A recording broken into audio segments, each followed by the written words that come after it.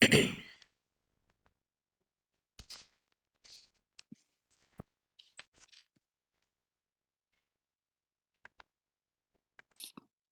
afternoon, everyone.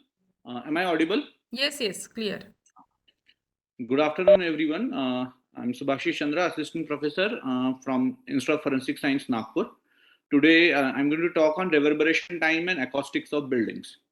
As you know that when we are in a hall, a big room, uh, and somebody is speaking, so the listener may receive the direct sound, and if he is beyond 17-meter range, then he will also receive the echo from the speaker.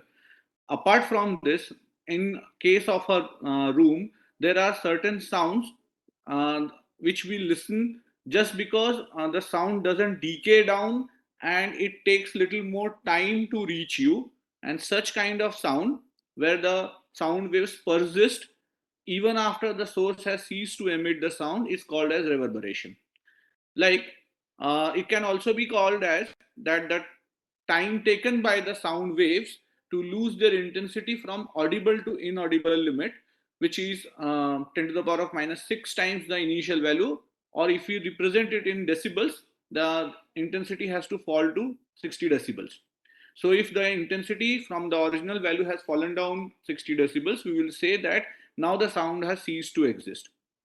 So, as you can see from the graph, initially the direct sound has, let's say, 0 dB intensity, or let's call it 100 dB intensity. And then at the first reflection, the intensity decreases, and the intensity goes on decreasing with time, but you are able to listen it until the sound decreases to less than 60 dB. So in a hall, if you listen to the let's say if I say hello, and if you listen to the echoes, you will listen distinct hello again and again, but with decreased intensity as you go further. Whereas because of reverberation, the characters of the sound may elongate, and hello may become a hello.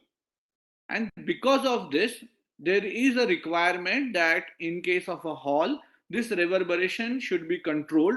It cannot be removed, because if it is removed, then the entire hall will become dead as per noise sound is concerned. So in that case, the sound will be only received only when you are present over there.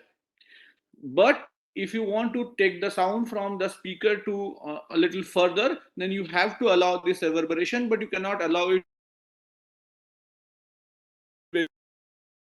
to manage. So, uh, what we do is, to manage this sound, we require materials of absorption. The sound absorption is basically defined as whatever sound you are receiving and what amount of sound that material will absorb. So, for that, unit of one open window is selected, because in case of an open window, whenever we speak to it, it receives everything and transmits everything. That means it is an ideal absorber as well as an ideal transmitter. So it is named as open window unit or Sabine. The total absorption of material of having surface area is given as the absorption coefficient into S. So if your hall has different materials of different absorption coefficient, then the total absorption will be the summation of the absorption, individual absorption coefficient multiplied by the surface area. So a hall will have different absorption, and that absorption will help us in controlling this reverberation. So for this, Wallace Sabine of Harvard University gave a law which helps us to design the halls. So his assumptions were that the room should be large enough so that the sound energy should be uniformly distributed in it. Sound should travel uniformly in all directions. There should not be any interference of sound waves in the hall. Absorption coefficient should be independent of the sound energy, and absorption of sound in air should be neglected. So he arrived at the following conclusions. Reverberation time depends on the reflecting properties of the hall. Reverberation time depends upon the physical volume of the hall. It depends upon the absorption coefficient, and it depends on the frequency of the sound. So he arrived at a formula. I'm not going into the derivations here. The formula is that the reverberation is inversely proportional to the total absorption. So whatever absorption is done, the time reverberation time will decrease, and the reverberation time will increase with the physical volume of the hall. So if you have a bigger hall, you will have more reverberation, and the proportionality constant is 0.161. Now, Sabine proposed that for a hall to have good acoustics, the initial sound from the source should be of adequate intensity. The sound should be evenly spread over the whole area. The successive sound should be clear and distinct. The tonal quality, that is the frequency, should not be altered, and all undesired sound should be reduced. So depending on that, let's see how a hall should be designed. So the reverberation time, as I said, should not be too long or too short, because if it's too long, then you will be not able to listen to different distinct sounds. And if it is too short, then the room will become inaudible. That means the sound will not travel. So the remedies for this is that high absorption should be used to decrease the time if reverberation is too long. And if it is too short, then materials of low absorption should be used. Number of windows should be limited, because that helps in having optimum reverberation time. And different kind of absorption materials should be placed strategically around the hall.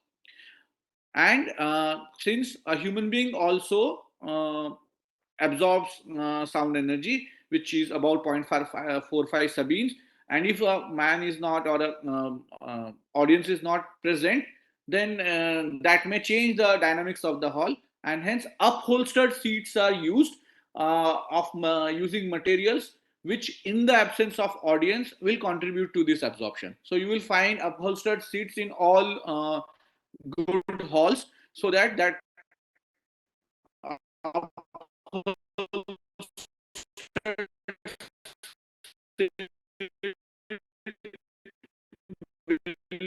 good enough, so that the sound travels further, and you are not required to put loudspeakers at different places, because that will also add to the noise. And if at all it is required, there should be enough spacing between the loudspeakers.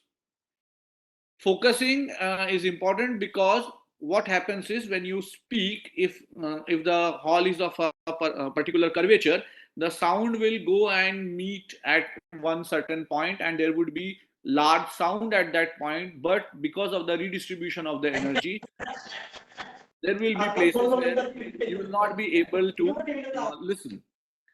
And hence the curvature of the hall should be made such that the sound should travel parallel in the room, as we have seen in the assumptions, that the room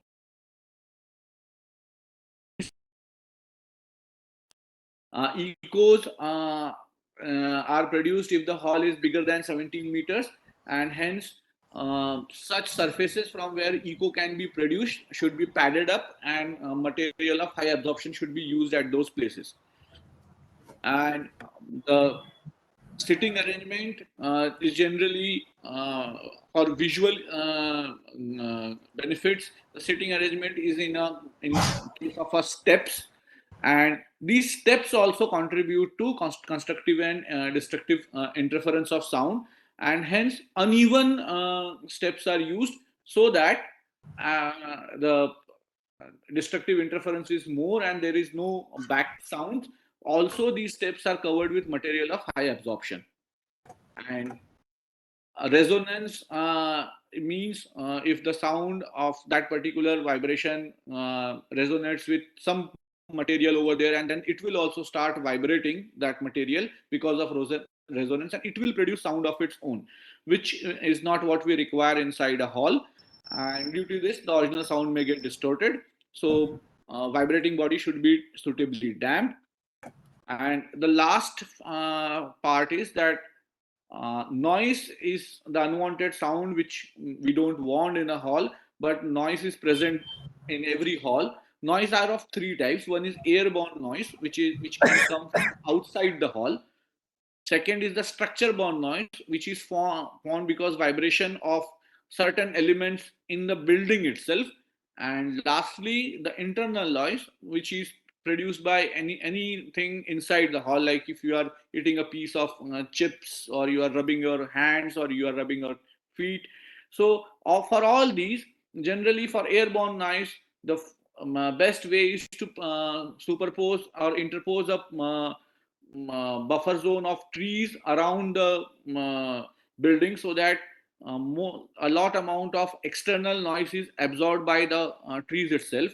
Whereas in case of structure borne noise, cavity walls are used, or the instruments which can produce noise are suitably damped by using high absorption materials. And for internal noise, uh, any place where you know that sound can evolve, so such things should be avoided. This is one of the reasons why we are not allowed outside food inside the cinema hall, and paper cups with popcorn is allowed, because it produces the least amount of sound as compared to chips or chip packets. Thank you. Thank you, sir. Nice presentation. Thank you so much. Shall I stop it, the Yes, yes, presentation? sir. Yes. You can stop sharing.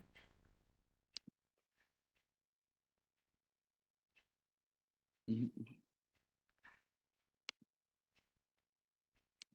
Next, Dr. Ramesh Taikar, sir. Yes ma'am. हां, sir तुम्ही share कराल? नाही madam, तुम्ही share करा okay, तिकडनं. ठीक आहे sir.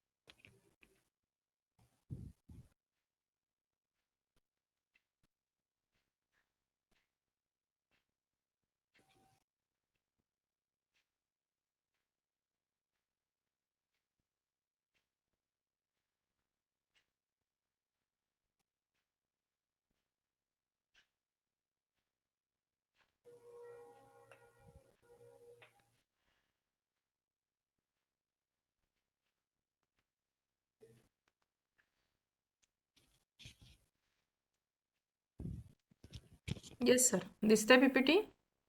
हां, दिसतंय madam. Yes, please start. Good afternoon to one and all. My name is Dr. Ramesh Taikar. I've done PhD from Vishweshwaraya National Institute of Technology, which was formerly known as VRC. And I'm currently working as an assistant professor in the Department of Physics at CJ Patel College, Tiroda. So today's my topic is better ways of using solar energy. How the solar energy is produced, what are the different uses of solar energy. So here we go with the first slide of the presentation. So initially when we are at childhood, our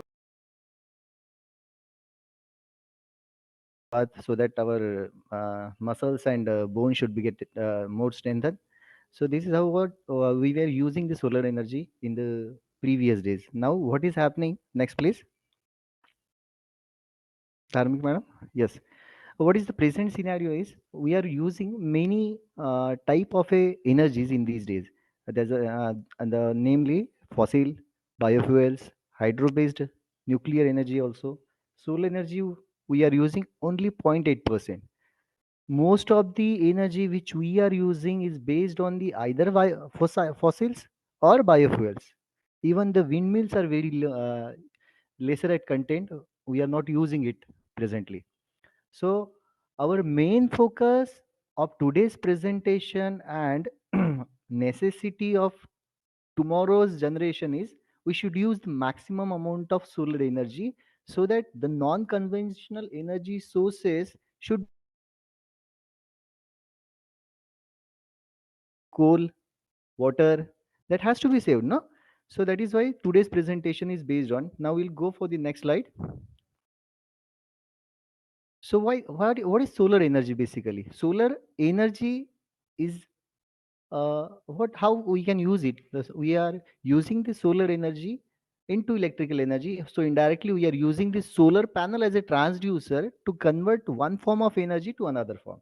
That is solar energy into electrical energy. And solar panel is also treated as a solar cell, which works on the basic basis of photoelectric effect, which is given by, yes, who has given the photoelectric effect? Participant, anyone? Kindly unmute yourself and answer the question. Who has given the photoelectric effect? Einstein.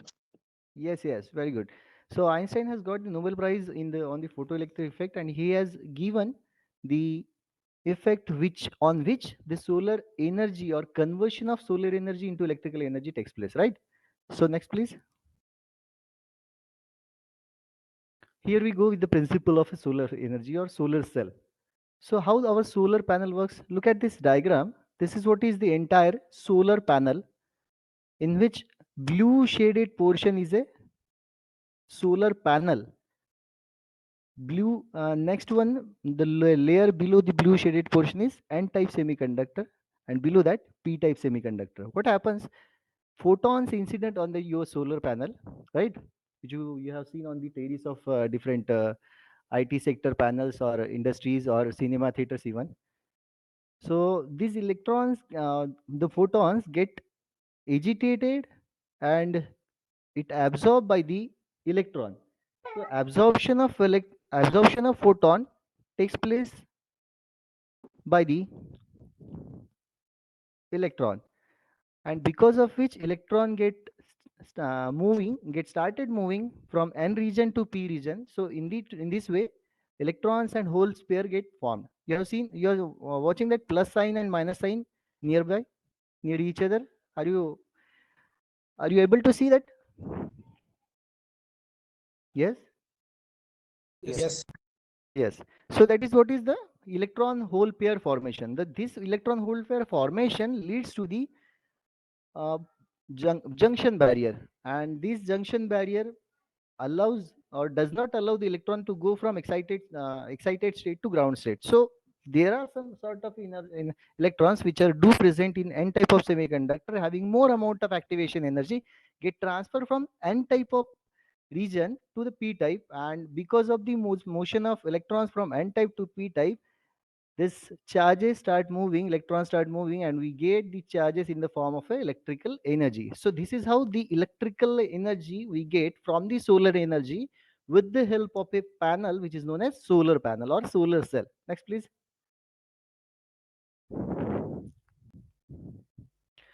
So we have seen the principle. Now we can see the various applications of solar energy on which we are currently working on.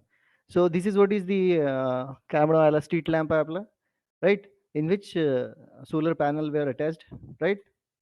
Next, please.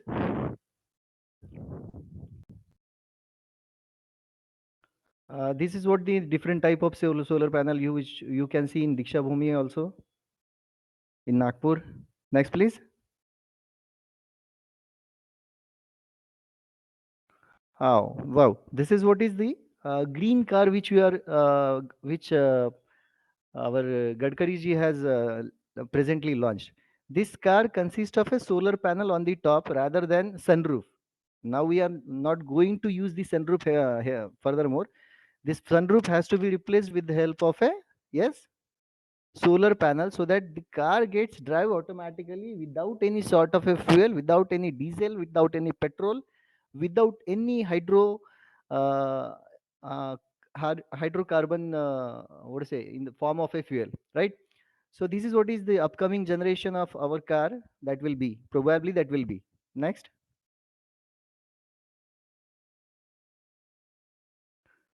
Now look at this.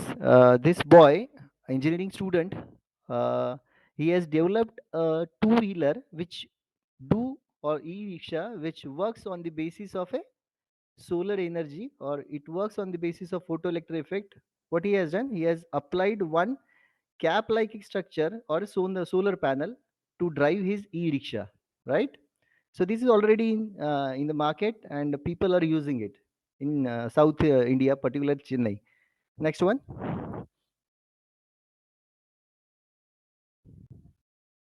Now, what finally Kalam sir has told on the basis of solar energy, he has told that I have already installed a solar panel for my 99 years old brother.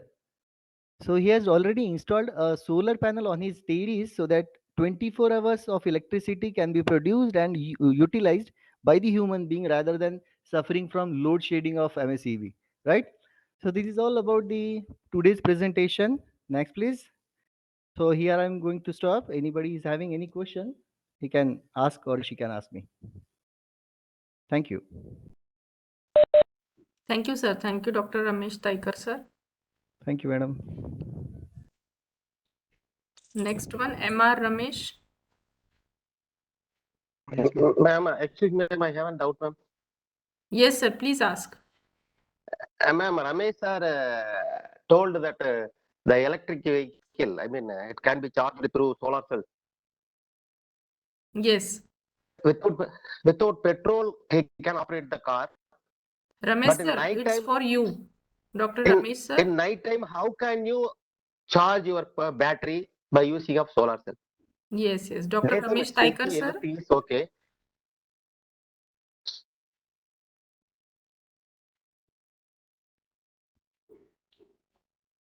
Hello. I think. Dr. Ramesh Taikar, sir. Okay, ma'am, we may go to the next part. Sir, may I Okay. answer for the question? Hello? Hello. Yes, sir. Actually, there will be a battery. You know what? Actually, the Yeah, solar there panel will will be absorb the battery, energy everything that is will be okay, stored but in the battery, and that will yeah, be used. Actually, that's how daytime it actually. can be stored. How we can operate, how we can charge the battery during the night time? Is it possible if you have any technology at present now? No, maybe that we can go for hybrid technology, which means manually, as like what people nowadays But doing. he You know, has electrical said car. without any hybrid, but it can be operated only by solar. So due to that, I have asked this question. No. This Nowadays is we have normal. the No, car. this It is is like a normal to hybrid. understand. You know, in the night time you won't get any sunlight. Okay, No. Night time we you can't cannot able to observe charge the that. battery. It is my Yeah, concept. Am I right? no, this is very basic that actually sunlight is not present in I the night. understand, sir. Yeah. During daytime we can do the charge. Night time we can't able to do the charge. No, We no, can no. operate the car by If using a you have battery car. already stored the charge from morning to Yes, evening, yes. you have stored If the battery is charges. You have already stored the charged. charge in the battery. The battery is already charged, so that you can use it in the night. Yeah. What else needed for that? Actually, from morning to But evening, you anyhow, told you are just you will be keeping the vehicle outside so that it will absorb. It will store the charges in the battery, okay, sir. and Okay. that would be utilized at night time. Yes. So night time we can't able to charge, but you said like that. So due to that, I have asked this. Okay. Okay. Yes, sir. I understood. Thank you, Thank you. sir. Yes, M.R. Ramesh, sir. Oh, yes, ma'am. Yes. Select. आप share करेंगे screen? On my, you can share, ma'am. Yes. I will on.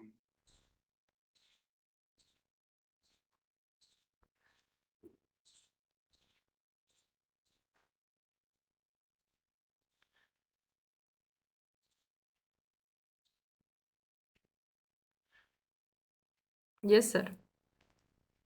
Okay. Madam, not this. This. MOOCs in Indian I am education. Ramesh. Oh, yes, ma'am. Yes, please start. Okay. I am Ramesh, working in Andhra Center for Atomic Research, Kalpakam. My Sir, topic is please be louder. MOSIS. Okay. MOSIS in Indian education, introduction and road ahead. This is my topic. That aims of MOSIS identify the 6 major goals for MOSIS initiatives: extending reach and access, building and maintaining brand, improving economics by reducing cost or increasing revenue, improving educational outcomes, innovation in teaching and learning, and conducting research on teaching and learning. The MOSIS next MOSIS refers to an innovative approach to infant education, overcoming the time. Overcoming the time. It available for mass and open for all. It includes both credit or non-credit courses. It may and may not be associated with any university or institution. It not only for students but also for the teachers. MOCs have a longer history than we know. The how MOCs reach to mass through online platforms. Some of the platforms are free with a certain limitation. Platforms are Moodle, edX, Coursera, Khan Academy, FutureLearn, Canvasa, and Swipe. The platforms to prepare as a beginner model object-oriented dynamic learning environment. Platform being provided by the Ministry of Education, Government of India, SWAYAM, steady web of active learning for young experiment. The role of SWAYAM in MOCs. It is the only platform recognized by the Ministry of Education of India. It only facilitates to the course coordinator who are from institution recognized under Section 12B in UGC norms. Courses on SWAYAM can only be provided after the concerned institutional and further expert panel approval. It asks for the PG experience of at least 5 years in the concerned discipline to be a subject expert. Courses vary in duration from 4 weeks to 6 months. Courses on SWAYAM. It has courses for students and teachers both. The university who upload the course is host university. Parent university is the only who adopt the course. Only those courses which are adopted by any university are treated as credit courses. Credit courses for students provide credit points on passing the concerned courses. There is no academic recognition to non-credit courses. For teacher exclusive applied courses for teachers, 6-month provided points are equivalent to one refresher course. The 4 quadrants of SWAYAM courses, quadrant 1, e-tutorial like web, video, audio contents, simulation, and virtual labs. Quadrant 2, e-content, e-books, text, self-instruction materials, case studies. The quadrant 3, web resources, supplementary reading, related links, glossaries, and open content in internet.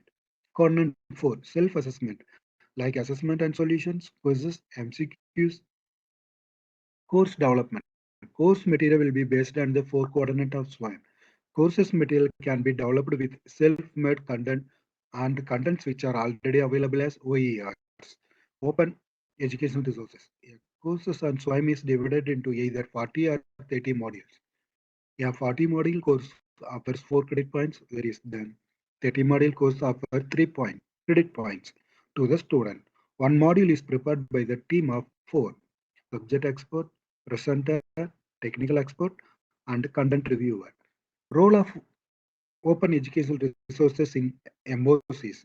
OER consists of 5 R's: reuse, revise, remix, redistribute, and retain.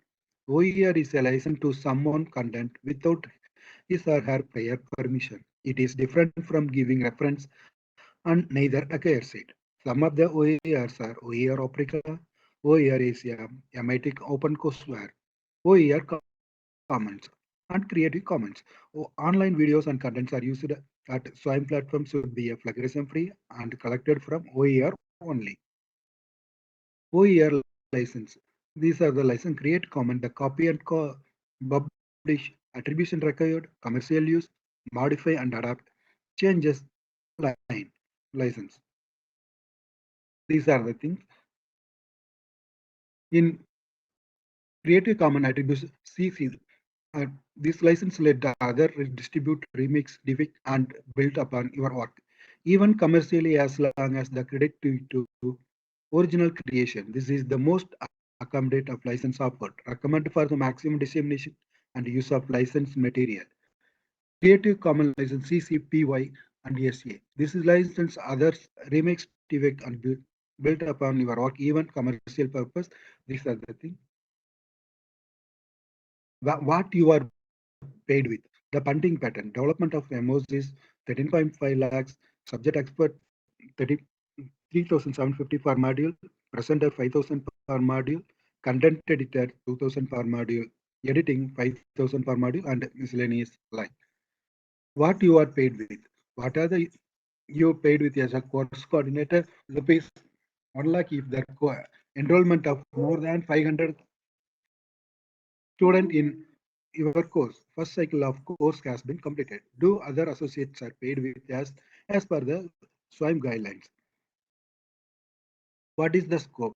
SWAYAM is running 400 courses at present. HRD Ministry has distinct view of running online programs. There is a requirement of 10,000 courses on SWAYAM to run such programs. SWAYAM is seeking for those 9,600 courses from the faculties across the country. What can be the first step? Join one of the applied courses on SWAYAM, develop a model course on model. Take a bunch of 50 students to participate online teaching method. Use of some of the flipped and blended classroom practice in your teaching. Make well use of the software available teaching and assessment. Thank you. These are the man.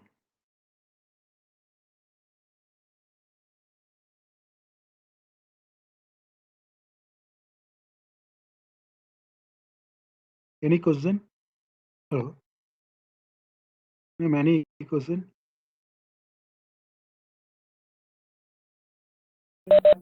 Thank you, sir. Thank you, MR Ramesh, sir. Next one is Kalpana, madam. Kalpana Nagpur. Yeah, ma'am. Yeah, ma'am. Am I audible? Any question? Yes, ma'am, you are audible. Share करेंगे आप कि मैं yes. share करूँ? Ma'am, have you received my PPT yesterday? Yes, yes.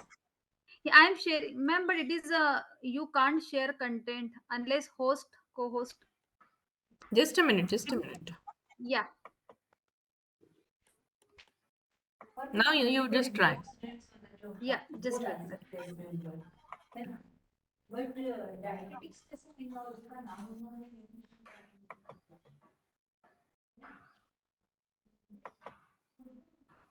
Ma'am, it will be better if you share. I think Okay, okay. less connectivity is there. Okay, okay. That's why I'm asking. Just a minute. Yeah, ma'am. Thank you. Yes. Before moving to further presentation, I just want to talk to MR Ramesh sir. Ramesh sir, are you there or disconnected? MR Ramesh, kindly unmute. And you were absent for 2 days in the last week. You were not picking up the call from our office also, and you were not present when I took the attendance. MR Ramesh sir, kindly unmute. Am I audible to other participant? Yes, ma'am. Yeah, ma'am. You are audible. Yes, ma'am. Yes, Dr. MR Ramesh, kindly unmute.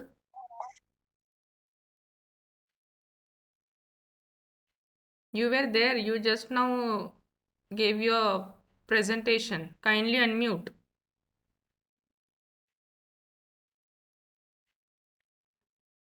See friends, now such type of behavior is there for our refresher course. Now it's very difficult as a coordinator to manage the things. He was absent for last 2 days in the previous week, and me as well as our officials has called him whether he is going to continue the course or not.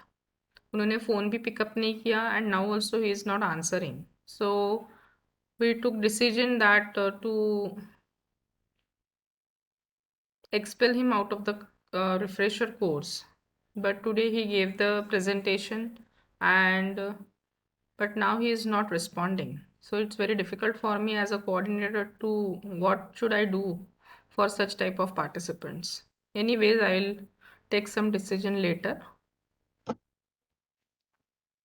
देखिए आप absent रहते हैं तो आपके लिए दिक्कत जाएगी. बाकी participants sincerely सब course कर रहे हैं, तो कुछ injustice नहीं होना चाहिए when I'll give grades to other participants.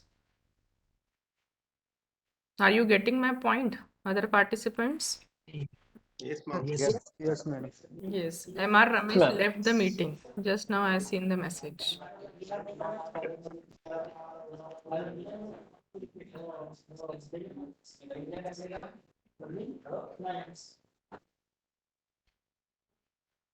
Madam हे आहे का नॅनो टेक्नॉलॉजी आणि its application? Yeah, yes, ma'am. तेच आहे. येस. दिसते पीपीटी? Yes, ma'am. 2 मिनिटं थांबता का? मला सरांनी बोलवलं आहे. 2 मिनिटं प्लीज वेट करा, मी येतेच. Okay, ma'am. Okay. Stay connected.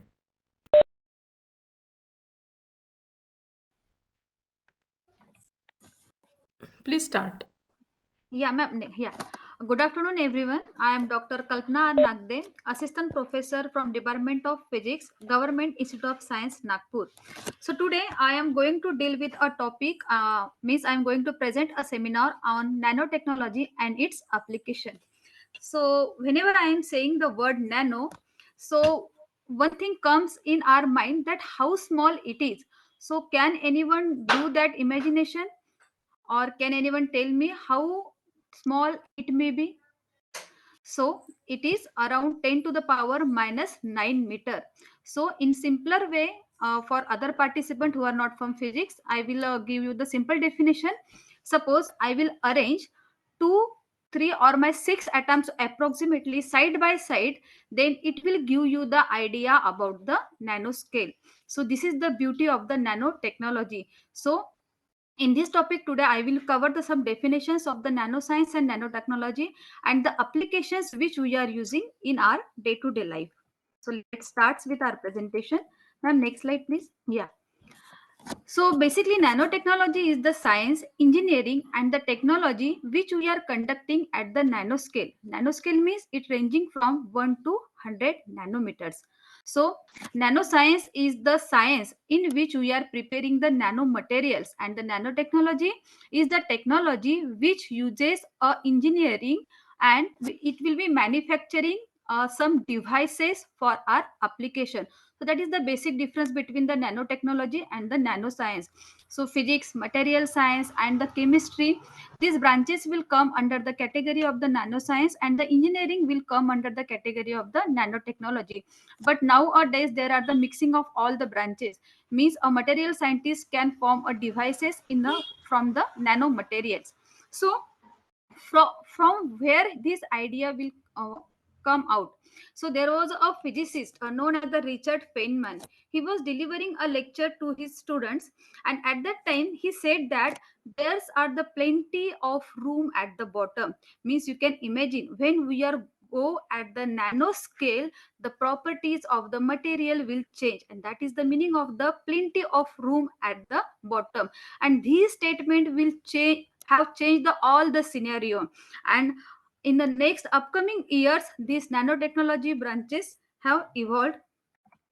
Ma'am, next slide. Yeah.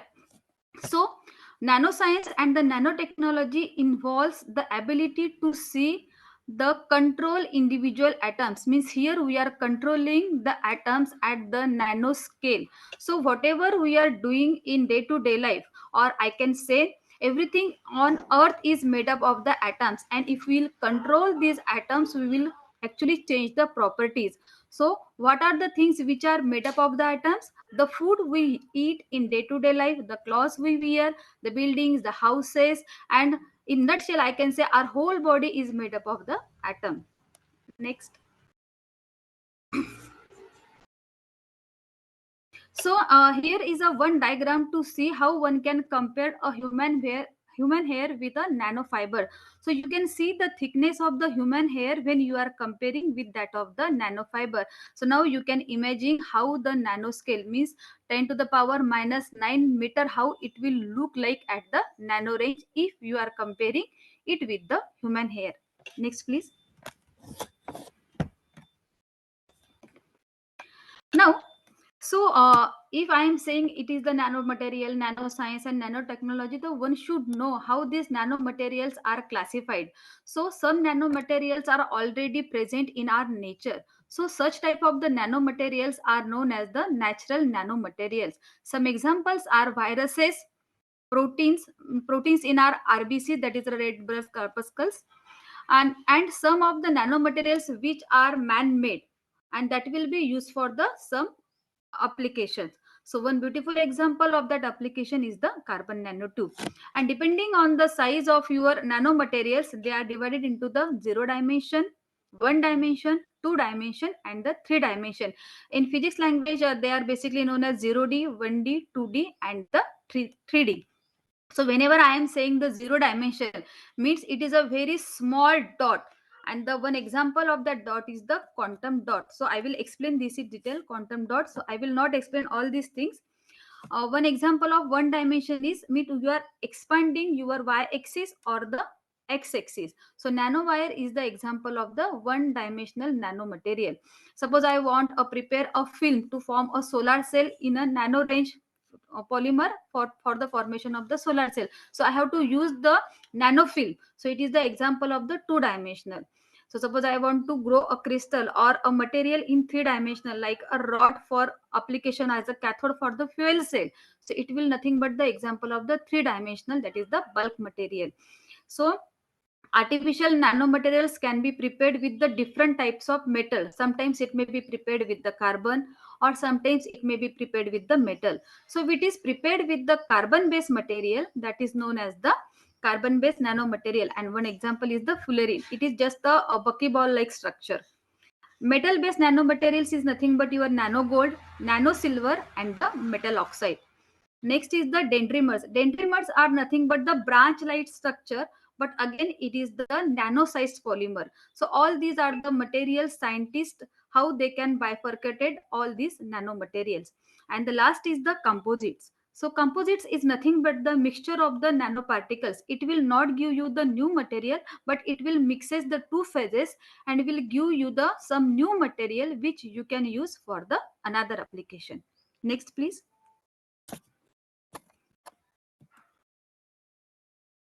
So whenever I am dealing with the nanomaterials, so one question may arise in our mind that why at the nanoscale level these properties of your material changes. Means one can say, suppose your material is not conducting at room temperature, so it may be a superconductor at the nanoscale. So why this property of nanomaterial changes? So it is just because of the larger fractional of the surface of the atoms. Means when you are going at the nano level, the surface area of the material is increases, which in turn increases the surface energy. So I can say the surface to volume ratio is increases at the nanoscale. At the nanomaterials also reduces the imperfections also. So all these properties are changing. Means when you are preparing the nanomaterial which is in the 10 to the power minus 9 meter, so your catalytic reactions, your physical properties, and your material may become a chemically reactive. So all these property will be changed. Next, please. So one can see how we can use this nanotechnology for the application. So I can say that all over the world now there is a boom of the nanotechnology. There is the all there is the no field is remaining where we can't use the nanotechnology, from optical engineering to textile, biotechnology, cosmetics, planes, agriculture, metallurgy, material scientists, defense, and the energy storage purpose also, all are using this nanotechnology. Next, please. So it is not possible to cover all this area. Just I have made these quantum dots, which is your 0D, means zero dimensional quantum dots. So whenever I am preparing any semiconductor material which is varying its ranges, so suppose I am preparing a semiconductor material in 2 nanometer, so it will give you the color of the red. And same material if I am preparing for the 3 nanometer, it will give you the different color. So it depends on at what size you are preparing your semiconductor material, it will change the color. So one example is that our forefather were also using such technology. Now it is known as a nanotechnology. So if you can see the paintings in the earlier days, the colors are still retained. So why all this is because they know this technology, that if they will go towards the nano range, they can change the color. At that time only gold were present, so they have make that gold for different sizes, 1, 2, 3, or 10 nanometers, so that they can change the color, and that colors were used at that time. So now that's why these color are still written, and you can see the beauty of all these colors. Next. So here is the one slide which will give you the applications of nanotechnology. So one beautiful example of this nanotechnology is you can see these soldiers wearing a suit which is made up of the nanomaterials. So what helmet he is wearing, whatever the suit he is wearing, and from his boots also, or the shoes he has wear. So these shoes are water resistant. This is made up of such a material that it will be water resistant. He can use it in water, or he can use it in mud also. And the beauty of this suit is that the color of this will change according to his choice. So suppose he is going to the greeneries, so the suit's color will be changed, and it is very lightweight so that the soldier can run fast. And that helmet, it will save him from the climatic, like hot conditions or a climatic condition, whatever the climatic condition, the helmet will change it. So all these are the costed technology, but one can say that if really it is possible for us, then our soldiers will become more powerful if we use all these armors with him. Now our textile industry is also using such a technology. You can see this is a fabric prepared with the nanomaterials. You can see the water drop is not absorbed here, they are just retaining on the surface of this uh, material, or I can say the fabric. And now the main thing is that nanotechnology is really a very useful in our medical applications. Now the best example is for the cancer therapy. Now because of the cancer, there are the many deaths in India. So if we are using this nanotechnology, so patient will recover fast. So see, in the earlier days, harmful radiations, you can see this diagram, is it visible to everyone? Hello. Yes. Yes, madam. Yes. Yeah.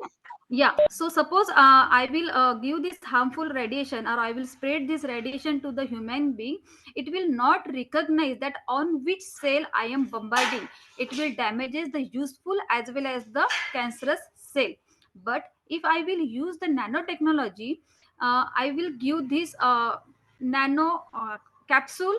I will inject this nano capsule to a particular way, so that this capsule will open up when it will reach to the cancerous cell, and it will target only the cancerous cell and not the healthy tissues or the healthy cells in the human body. So in this way, it will be really useful for the cancerous therapy.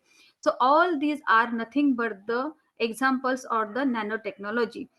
So I have covered a very less because of the time limit of the 10 minutes. So this is all about the nanotechnology and the nanoscience. So thank you very much for listening me. Thanks a lot. Thank you so much, Dr. Kalpana, madam. छान Thank you, present ma'am. केलं. Thank you. Thank you so much. Yeah, ma'am.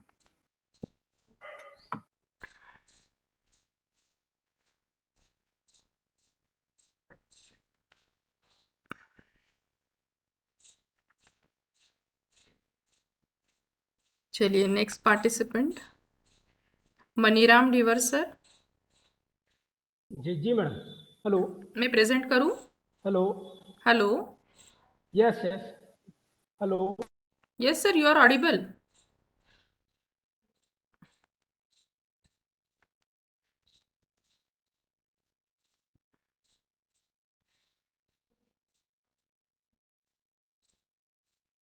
Sir, can you see the PPT? Maniram sir, can you see the PPT? Hello. Hello. हाँ sir, आपकी आवाज आ रही है. PPT दिख रहा है आपको? जी जी. हाँ, शुरू यस करिए. यस. सर 28 स्लाइड्स है, माई थोड़ा सा सेल्फ मनी. फास्ट आपको करना पड़ेगा. 28 स्लाइड्स है. जी जी जी. इमेजेस है मैडम, इमेजेस है. Yes, try to complete within time. जी जी. Yes, please start.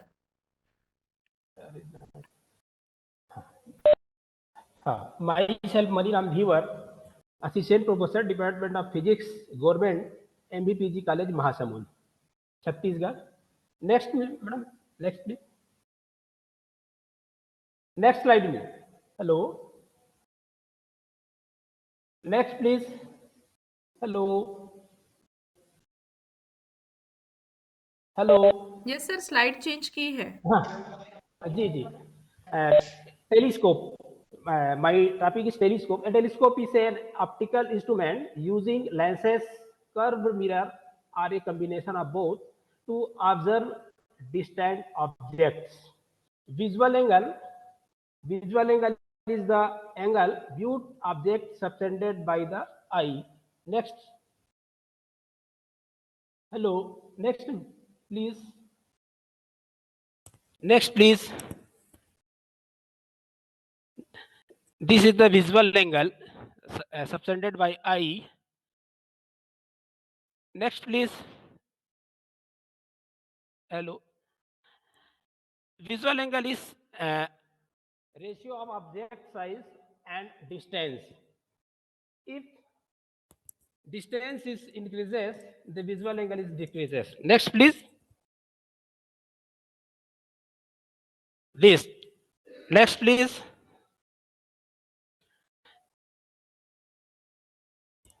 Is the principle of telescope. The primary light gathering element, the objective, focuses the light from the distance object to a focal plane where it forms a real image. This image may be recorded or viewed through an eyepiece, which acts like a magnifying glass. The eye then sees an inverted magnified visual image of the object. Next, please. Type of telescope on the basis of structure. Reflecting telescope use concave mirror, and refracting telescope use lenses. On the basis of use astronomical telescope, the final image is inverted, and terrestrial telescope final image is erected. Next, please. This is the refracting telescope using concave mirror, objective mirror, secondary mirror, and eyepiece. Please, next, please. Another reflecting telescope using parabolic mirror. Next, please. Hello. Refracting telescope. First जो lenses is the objective lens, and secondary lens is eyepiece. Next, please. Yeah, hello. Next, terrestrial telescope. In this telescope, we use an extra lens known as erecting lens. Next, please. Galilean telescope. In terrestrial telescope, the length of telescope is increases. So for this problem, जो terrestrial telescope में जो problem था लंबाई का, telescope का लंबाई बढ़ जा रहा था, उस सॉल्यूशन को कम करने के लिए क्या है, गैलीलियन टेलीस्कोप का बनाया गया, जिसमें क्या है, जो आई पीस हम क्या है, कॉनकेव लेंस का यूज किए, जिससे क्या है टेलीस्कोप की लंबाई जो है कम हो गई. Next please.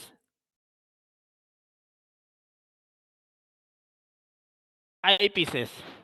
टेलीस्कोप में जो आई पीसेस का यूज करते हैं, जो मैग्नीफाइंग ग्लास के रूप में होता है, जो इमेज है उसको क्या है, उस मैग्नीफाइंग कर देता है.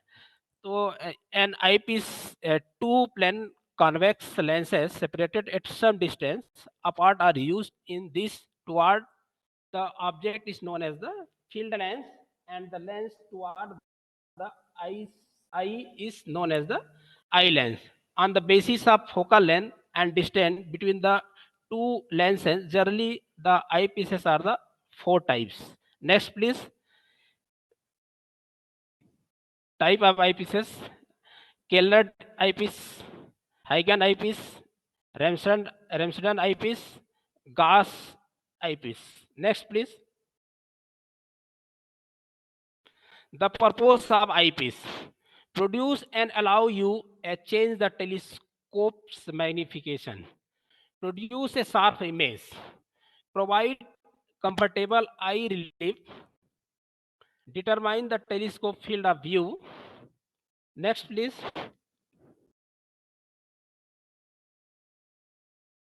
Magnification. The telescope magnification is its ability to enlarge an image depends on the combination of lenses used. The eyepiece perform the magnification. Magnification M is equal to minus MO upon AP. Then length of telescope is FO plus AP. Next, please. Limit of resolution. The limit of resolution of a telescope is equal to that minimum angle subtended at the objective of the telescope by the two far points when they are just resolved by it. Limit of the resolution is theta, del theta is equal to 1.22 lambda upon d. D is diameter of lens, objective lens, and lambda is wavelength of light. Next, please. This is limit of resolution. Next, please.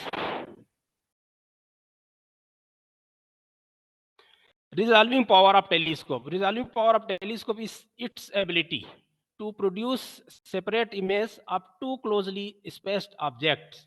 Resolving power is equal to the 1 upon limit of resolution. That is d upon 1.22 lambda. Next, please.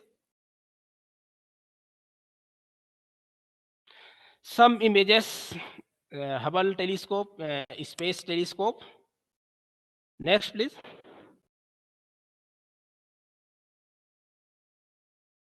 This is SCT, Himalayan Chandra Telescope, angle Ladakh in India, 2-meter aperture. Next, please. Hello. This is Galilean telescope. Next, please. Astronomical telescope. Next, please. Astronomical telescope. Next, please. Binocular. ये in general जो है हम use करते हैं दूरबीन के रूप में, और इसको जो है डिफेंस में भी किया जाता है दूर के उसमें देखने के लिए. Next please. Uses of telescope to see distant object, to view the planet and stars, to make binoculars and cameras, to form magnified image of the distant objects, to light gathering, resolve and magnifying. Next please. Thank you, madam. Thank you. Hello. Thank you, sir. Thank you.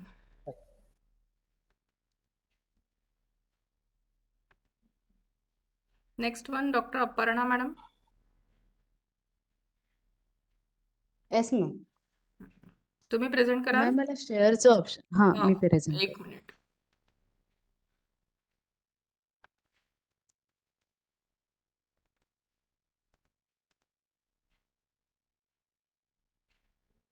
Yes madam, करून बघा. Okay.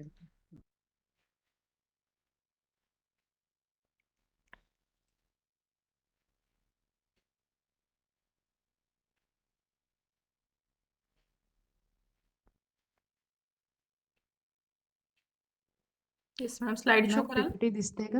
हो हां, हो. दिसतंय ना? हां. Yes yes, I can start? Yes ma'am, next करा. हां, yes ma'am. Good afternoon everyone. Myself, Dr. Aparna Rangari, Assistant Professor in Physics from KJD Science College, Brahmi, Kalmeshwar. My today's topic for this seminar is conducting polymers and its application. Now we see the brief flow of introduction is here. First of all, we see the introductions. What is polymer? What is conducting polymer? Evaluations, synthesis, advantage and disadvantage of conducting polymer, and what are the applications of conducting polymers. Now we see what is mean by the polymer. synthetic polymers are prepared by a chemical reaction, often in a lab. For example, here polyvinyl chloride and polyacetylene chloride, polyethylene chloride is a. Now here the introduction of polymer is that is the polymer is any class of natural or synthetic substance which composed of very large molecule, call it as the macromolecules is there, which are multiple of simpler chemical units called as monomer. Now, long chain like molecular structure where developed molecules are connected by the covalent bond. Polymers are used as an insulator. For example, polyethylene. Variation in crystallization and orientation result in vast morphology of polymers today. Now, there are the certain properties of the polymer, that is good chemical resistivity at room temperature, low density and Young's modulus is there, brittleness at low temperature, and it can be stretched to form a film.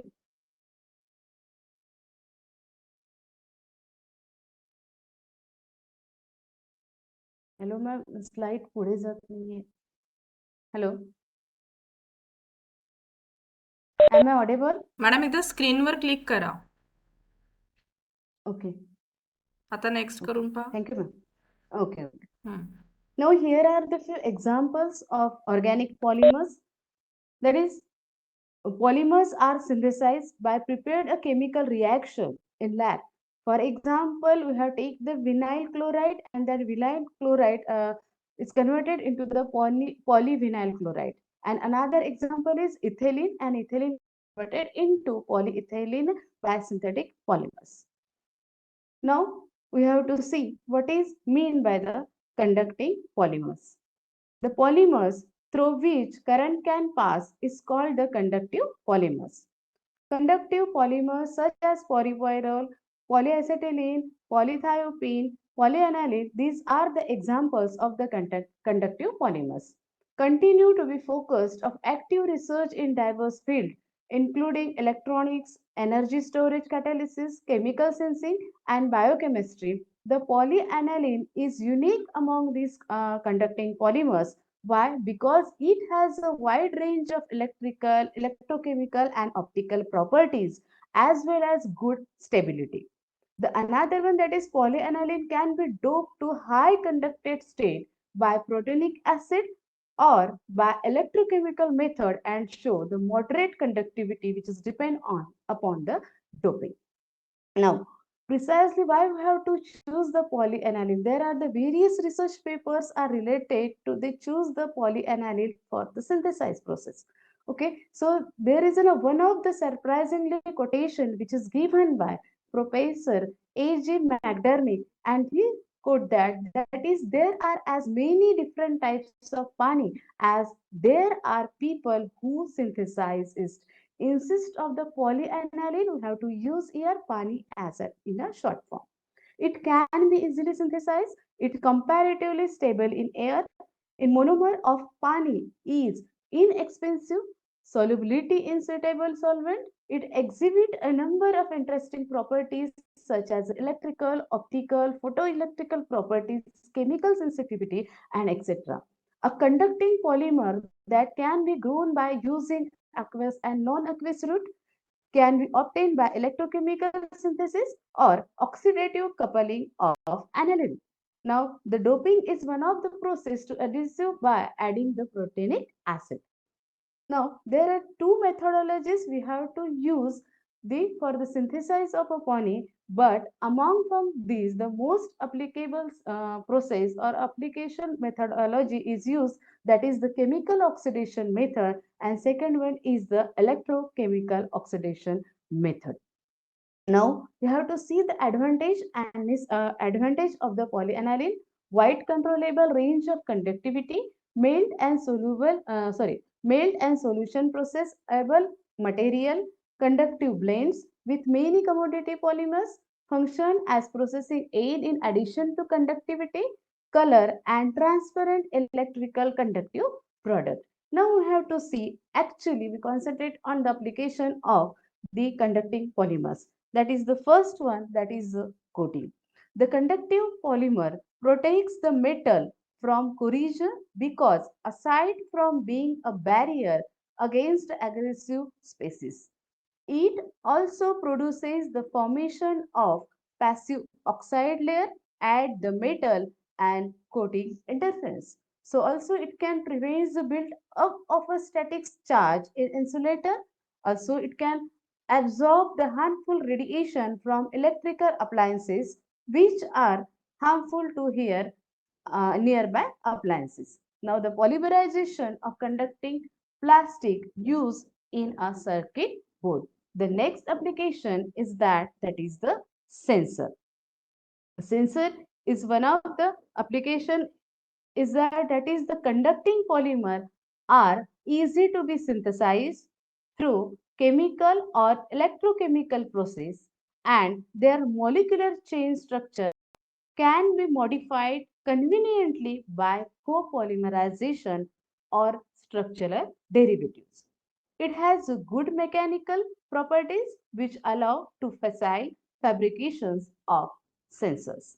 So polypolar is one of the examples of the conductive polymer, so that it can be detect NO2 and NH3 gases by changing its conductivity.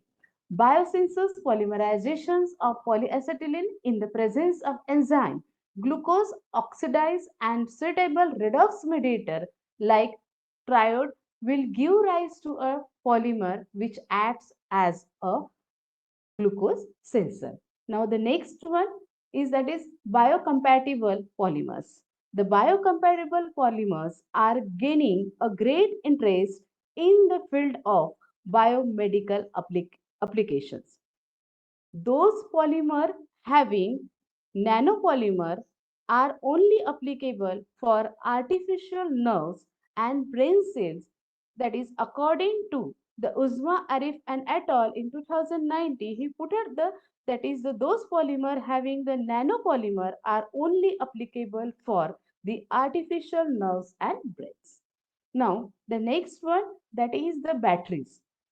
The conducting polymers are promisingly material for organic, inorganic hybrid composites in lithium-ion batteries due to their electrical conductivity and high efficiency.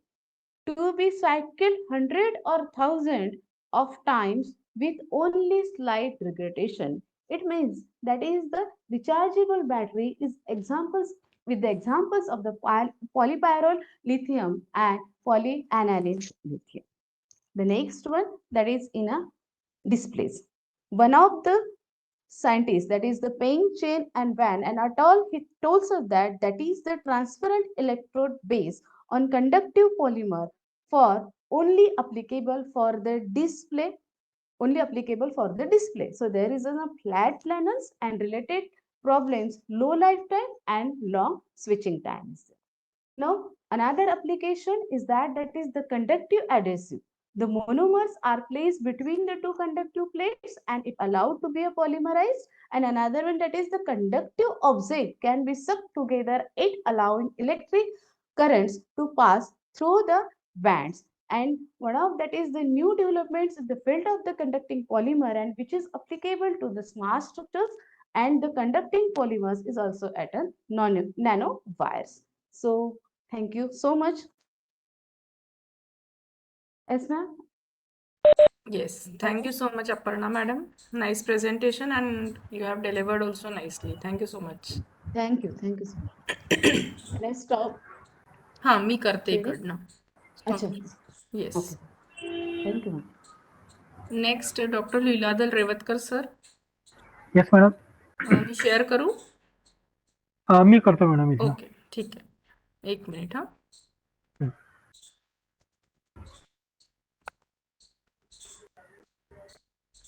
Yes sir, करून बघा.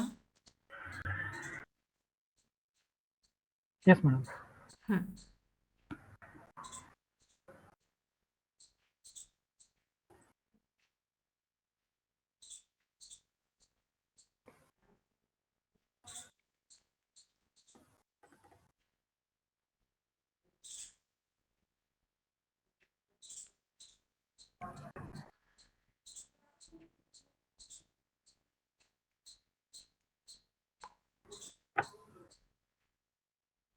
Yes, madam. Whether screen is visible? Sir, screen is visible, but open your PPT. Okay. Huh. Yes, madam. Now? Yes. Make it slideshow. Okay, madam. Thank you. Yes, now it is okay. Please start, sir. Okay, madam. So good afternoon, our program coordinator, Dr. Dharmik ma'am, and all my co-participants. My topic for today's seminar is basic concept of big data. I am Dr. Liladhar Revatkar, Assistant Professor, Department of Computer Science, sorry, Perla College of Commerce, Nagpur, Maharashtra. So first we will see what is big data. See, big data means data having large size is known as big data. Basically, data is divided in two types. The first one is textual and the another one is non-textual.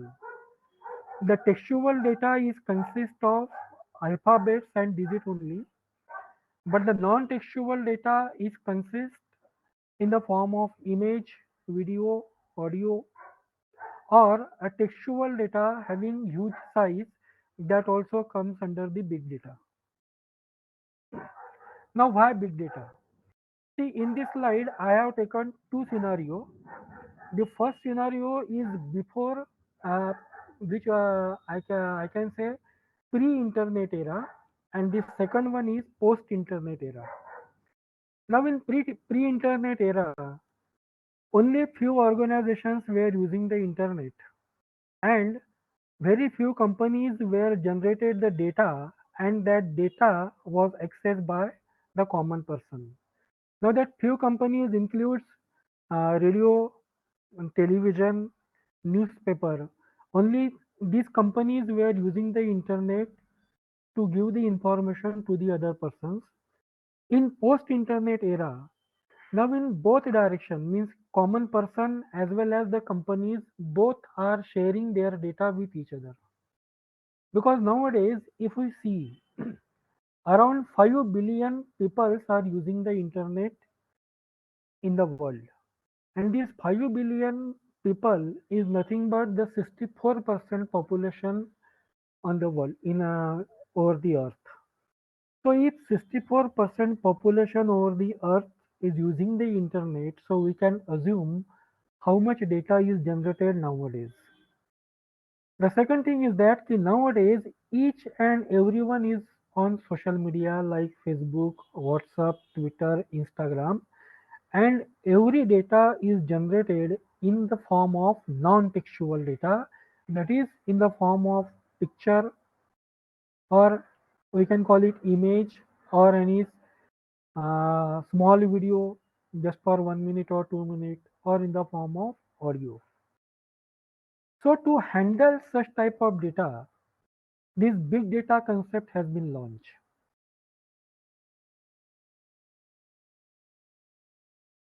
Now the executive chairman of Google, Mr. Eric said, up to 2003, only 5 hexabyte data was generated.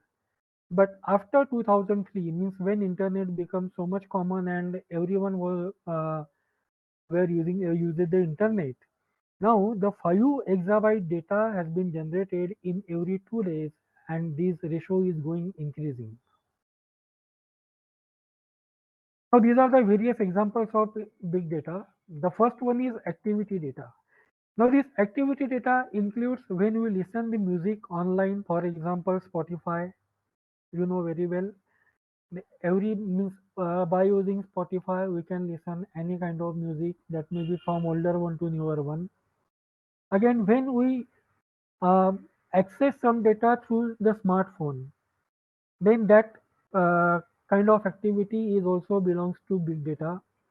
Credit card companies, when we shop online, when you purchase anything by using online commercial websites, then that data also comes under the activity data. Another type of big data is conversation data. Now in conversation data, nowadays what happens, whenever when we send any message in the form of audio or video to the other, for example, suppose we want to wish birthday to someone. So in simple text message, what we done, we simply type happy birthday and then we send that message. But nowadays, we send same message in the form of picture or in the form of audio or in the form of video. So that data is known as conversation data, and such type of data is also belongs to big data. Another example of big data is photo and video images. As I said, nowadays everyone is sending their data in the form of non-textual data, that is in the form of photo and video. So this photo and video, this such kind of data comes under the big data. Now, why photo and video comes under the big data? If you see the size of photo or video, then that size is nothing but the several megabyte or gigabyte. When you take simple photo by using your camera, so the size of that photo is near about 1 megabyte. So that's why that huge quantity of data comes under the big data. Another example of big data is sensor data.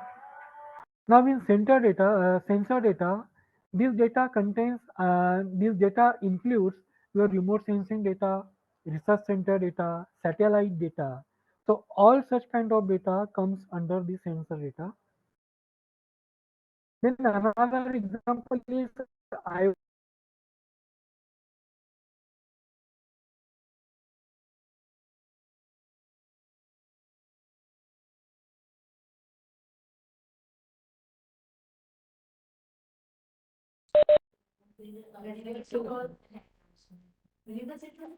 Sir आवाज नहीं येत आहे. Hello, other participants, can you hear him? No, madam. Yes, ma'am. No, ma'am. Your voice is clear. Revatkar sir आवाज नहीं येत आहे.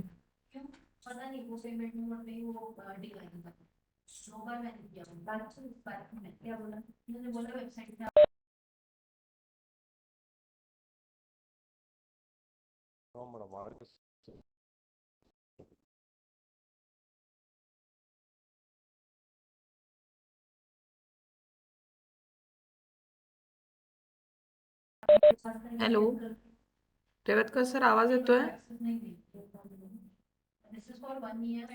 त्यांना आपला आवाज नहीं जाता है. एक मिनट, प्लीज वेट पार्टिसिपेंट्स.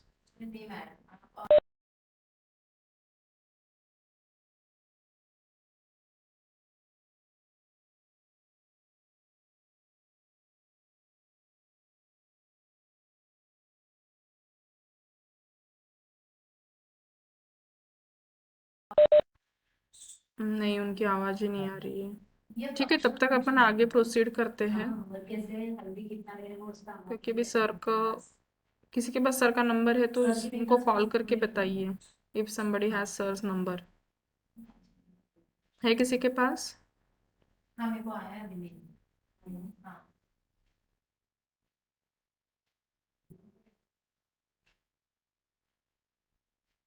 चलिए, meanwhile we will start with another participant, Mugdha Ghotkar. Yes, ma'am. Mugdha madam, are you there? Yes, ma'am. Yes, ma'am. I'm हाँ, very much आप there. शेयर करेंगे? I will. Yes, ma'am. Share का option है, ma'am. 2 minute में Just share कर रही हूँ. Can't share का यार मैम. हाँ, एक मिनट. अभी सर के Okay, पास okay, है ना okay. शेयर ऑप्शन, मैं देती हूँ Okay, आपको. okay, ma'am. एक minute. Okay, okay.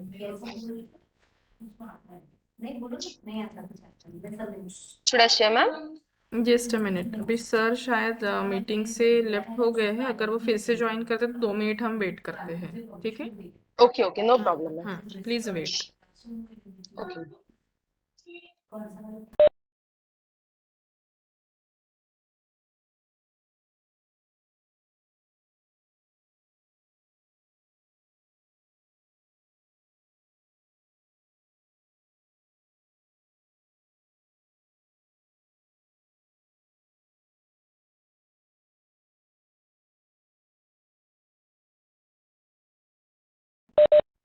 Mugdha ma'am, आपने 2 डिवाइस से ज्वाइन किया है, मोबाइल भी और लैपटॉप भी. Yes, ma'am. मोबाइल से मैं आपको ऑडियो से दे रही कनेक्टेड हूँ. हूँ. Okay, okay, ma'am. Thank you. भी शेयर करके देखिए.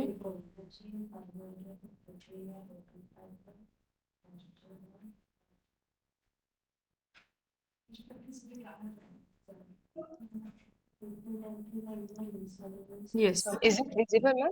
Yes, it is visible. Please start. आपका होने के बाद अगर तब तक रेवतकर सर ज्वाइन होते हैं तो फिर हम उनका कंटिन्यू करेंगे। जी जी, thank you Revatkar very sir much. Call नहीं उठा रहे मैडम, नहीं कॉल उठा किया रहे था कॉल। उनको। ठीक है ना, अपन मैडम का ले लेते हैं, फिर उसके बाद हम अगर सर ज्वाइन होते तो उनका स्टार्ट कर लेंगे। Yes madam, please start. Okay, good afternoon, all of you. Myself Mugdha Godkar. I'm from VMB Commerce, JMT Arts, and JJP Science College, Nagpur. And today's my topic of presentation is industrial IoT. So we have recently have gone through IoT, that is a new buzzing term in market, that is in Internet of Things. So all the objects are connected through internet. Few years back, we had no such an access or rampant use of internet was there. So although we had a phone, but we have no we have not done the use of internet. So now there is nobody who doesn't have internet. So now what is the concept of Internet of Things? That every object, everything has the smartness. Every object is connected to each other, can transfer the data, can communicate the data, and the organizer of that all system can take the major decisions on that. So Internet of Things can be summed up like every object is transferring the data to its server, and the data should be consumed in a such a way that the owner of that data should be able to generate reports, take decisions on that. Now another thing which I'm going to introduce is not I'm going to introduce, but today's my topic is industrial internet of things. So we already knew that what is Internet of Things, but now I'm presenting industrial Internet of Things, that is a use of IoT in industrial scenario. So the scene is very much similar to the IoT, but here as the term industry is introduced, we need some sensors from smart devices which can collect the data from industry. So what should be the need of such devices? For consideration, let us assume one industry, any industry like manufacturing industry, which is manufacturing some kind of product. So there are some machineries installed in that plant. Now every machine is doing their own part, but we had the human interference in that. So human used to go there, used to monitor the process, used to take the decisions. Sometimes decision is correct, sometimes decision is not correct. Some time lag may change the decision, some time lag may hamper all the process. So we have installed sensors all over the machineries. So now all machineries are connected to the sensor. Sensor is capturing all the related data for the better performance of that complete process. So now machines has some smart sensors which can capture the data, analyze the data on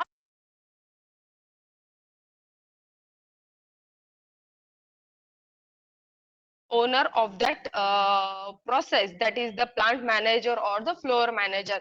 Now the floor manager who is sitting in his cabin can take the critical decisions depending on the data. So recently we have gone through the topic of big data.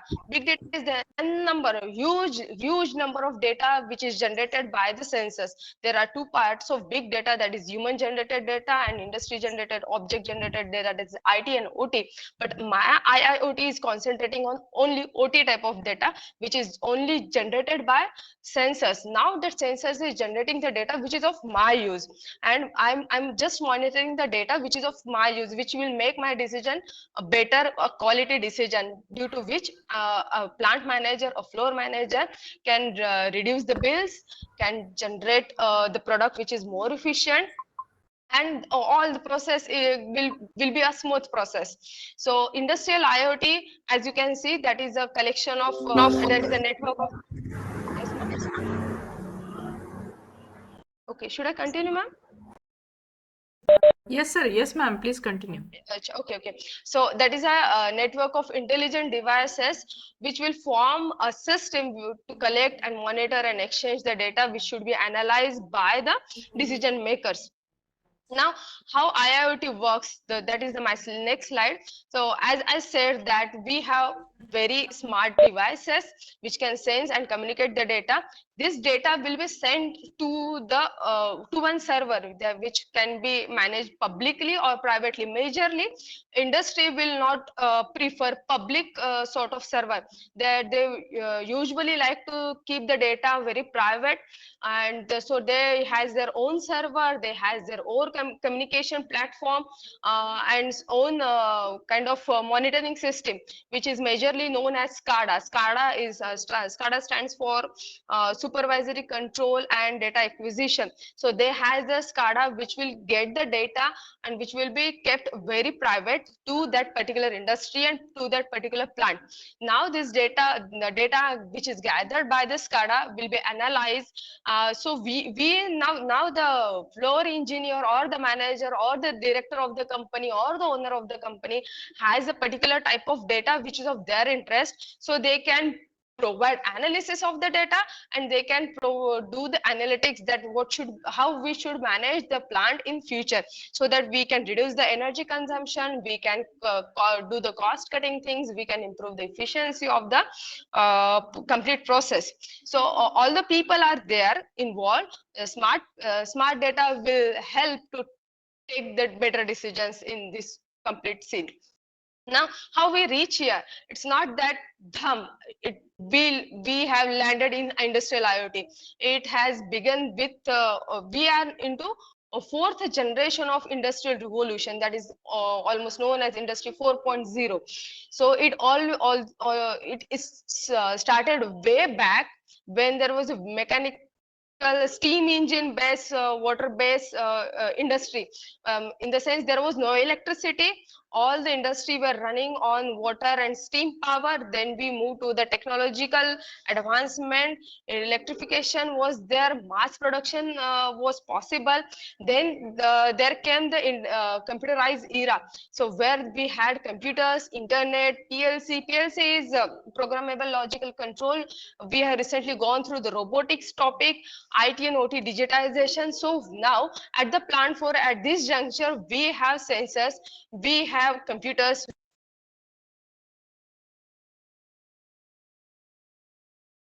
Now the data which we are gathering, we are also gathering the data, but that is not able to process. We don't know which data should we monitor, which data should we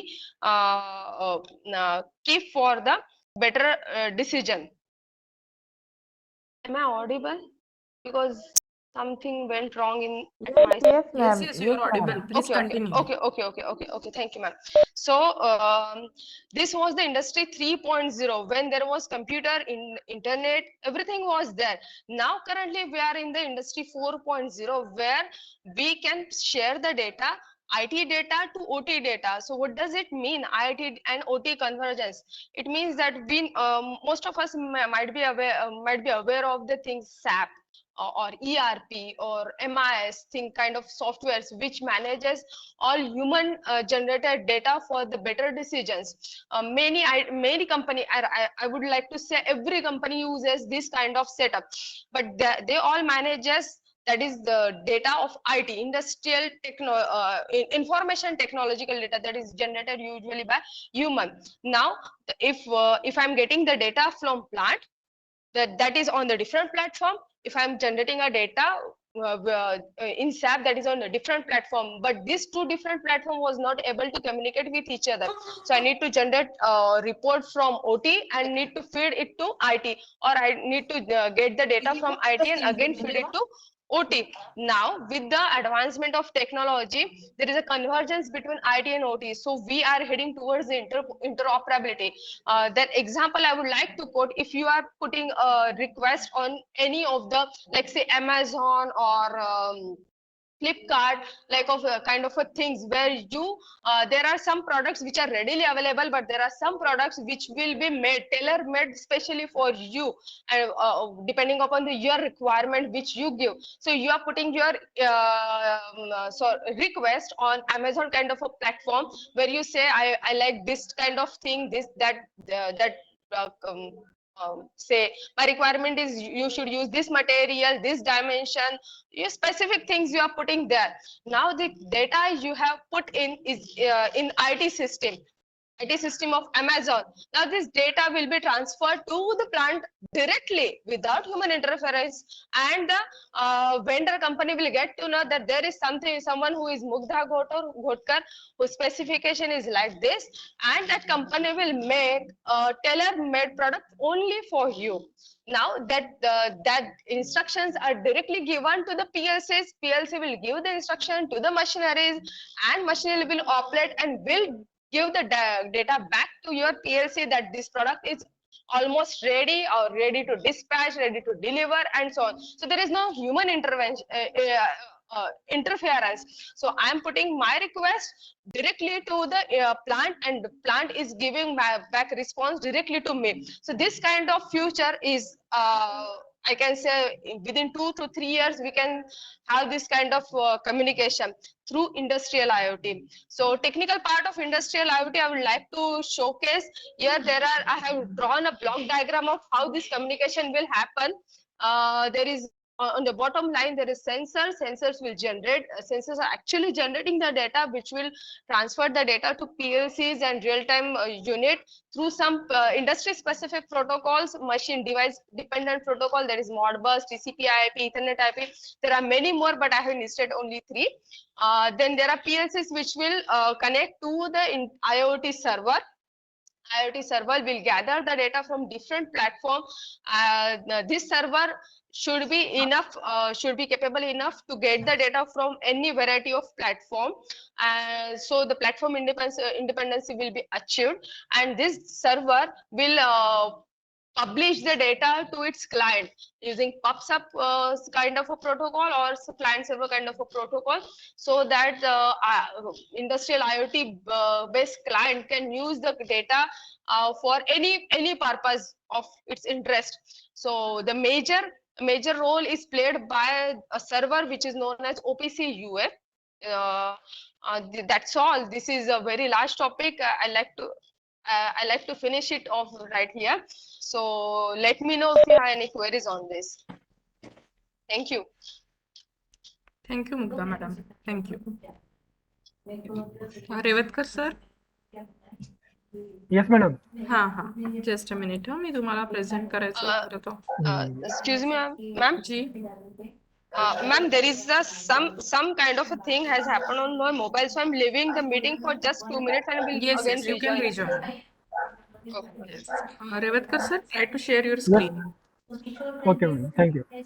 आणि ज्या slide काय झालं माहिती नाही.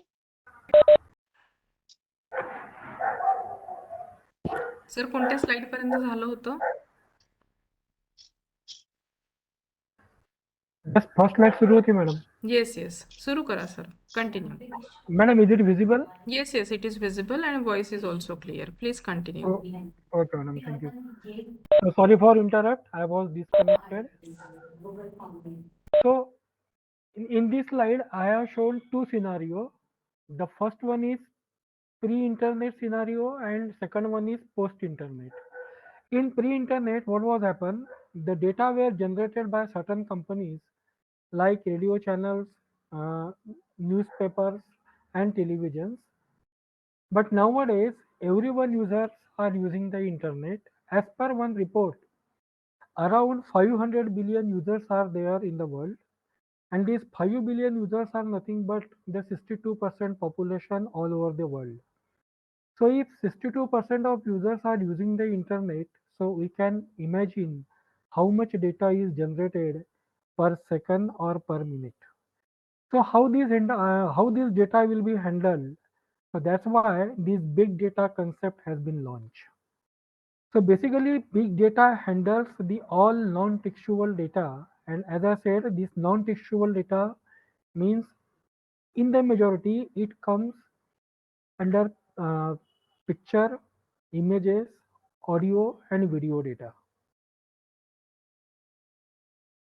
Now, as per the executive chairman of Google, he said up to 2003, the world has generated only 5 exabyte data, but after 2003, in every 2 days, we are producing 5 exabyte data. So It is happening because nowadays each and every user is using social media, and when we use the social media, we communicate with the other person in the form of non-textual data, that is in the form of picture or audio or video or in the form of video clip. What are the different types of big data? The first one is activity data. The example of activity data is when we listen the music. For example, Spotify is there, or when we read any ebook, then it comes under activity data. Second one is smartphone. Nowadays, as we all know, smartphone can record each and every your human body activity. So all that data comes under the activity data. Next type of data is conversation data. Conversation data means when we communicate with other person by using non-textual data. That is in the form of image, audio, or video. For example, suppose you want to wish happy birthday to any other person. Then before internet, we were just type happy birthday and then we sent it. But nowadays, what happen? We use any image or picture or any audio message to wish the birthday to other person. So that kind of data comes under the conversation data. Madam, am I audible now? Hello. Yes, sir, you are audible. Yes. Okay. Another type, another example of big data is photo and video images that nowadays we are using and we know very well. Next type of big data is sensor data. Sensor data is basically used in remote sensing or in a research center. So in such an organization, whatever data is generated, that data is comes under sensor data. The last example of big data is IoT. Now we will see the datafication of big data. Basically, there are three main properties of big data. The first one is variety. Variety means big data can handle structured data as well as unstructured data.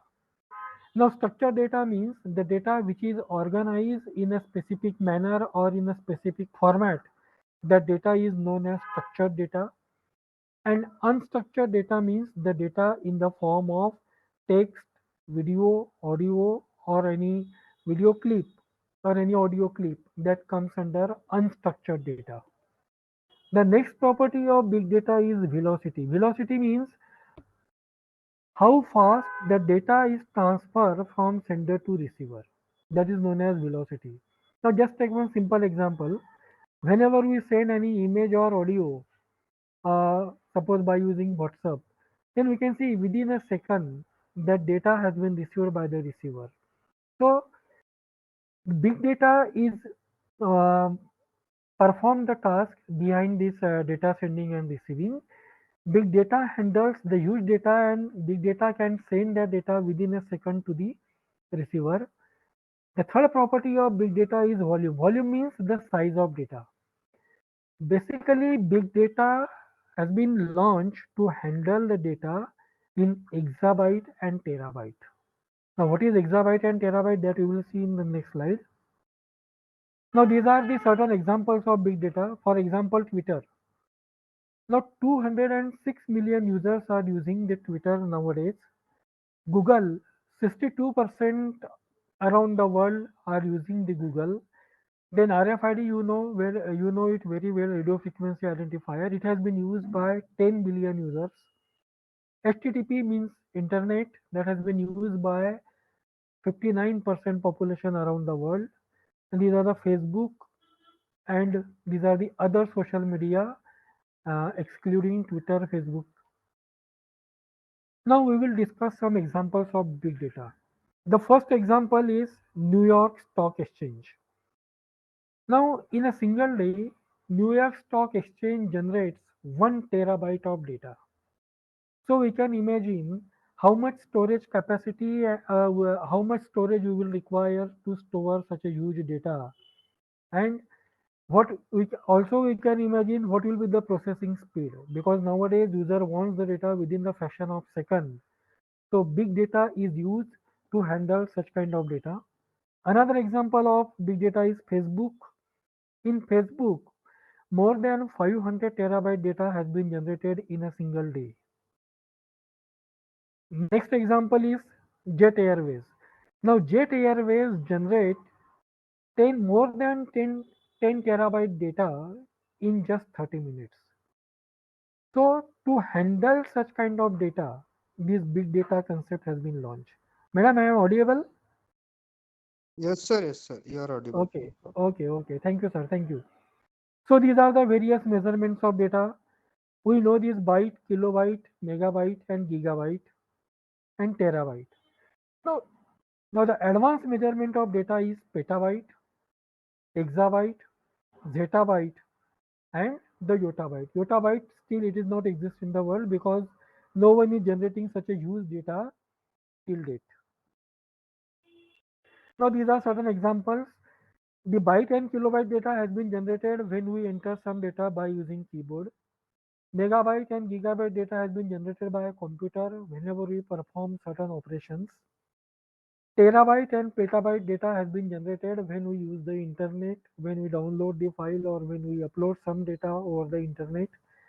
Exabyte and zettabyte data has been used by the big data.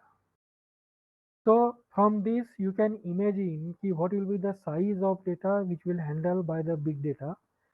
And the next one is yottabyte. This is still, it is the future. No one is using or no one is generating that much data till date. So these are again certain examples. Amazon uses exabyte, generates the data in the form of exabyte and zettabyte. eBay is the another example. Google is the example. We generate the data in zettabyte. These are certain basic measurements which you know. With this, I end my presentation. Thank you.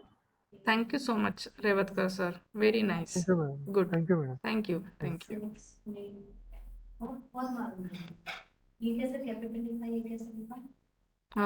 यहाँ पे हम 5 minute का break लेते हैं. I'll just resume after 5 minutes. Stay connected. Next participant अपने हैं doctor के Srinivasan sir. Okay, ma'am. ठीक है, अपन 5 मिनट का ब्रेक ले रहे हैं. You just come back after refreshing of 5 minutes. 5 minutes break. Okay.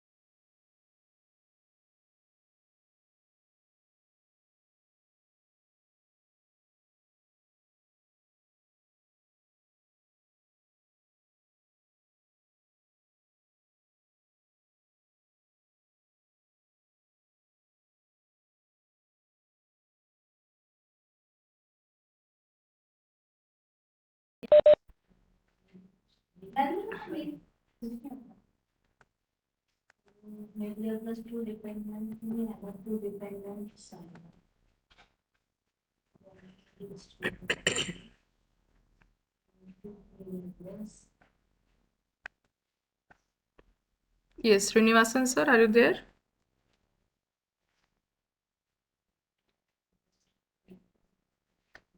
Hello. Okay, ma'am.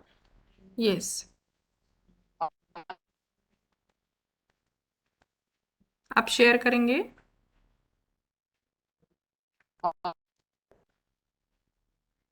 Hello. Yes, ma'am. Sir, you are not audible clearly. Hello.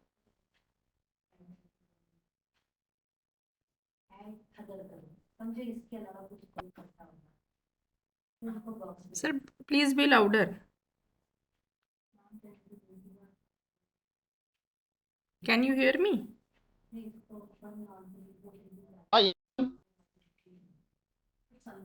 You just try to share your screen. Hello. Hello. Yes, sir. You just try to share your screen if you wish to share. Ma'am, sharing, ma'am. Yes, sir. Yes. Yes, yes. Okay, ma'am.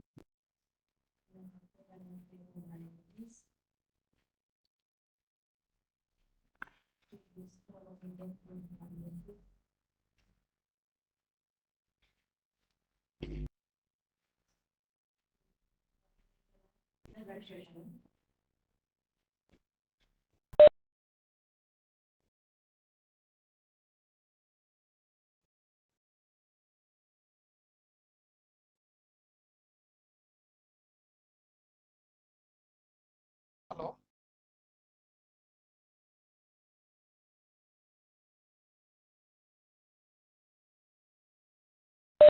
Hello. Hello, sir. Not visible. Ma'am. Screen is not visible. I'll share from my side, sir.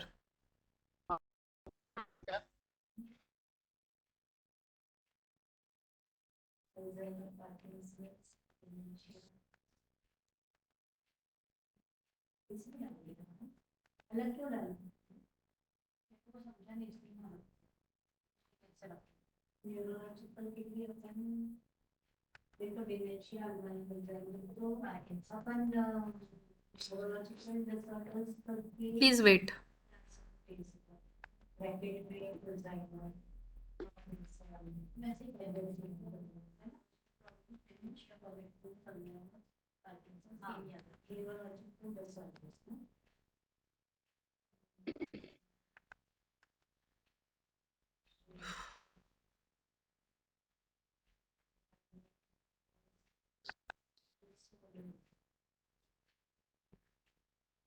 Yeah.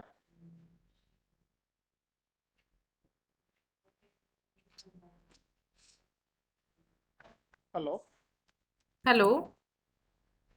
Ma'am. Share it, ma'am. Just a minute. Just a minute. Okay.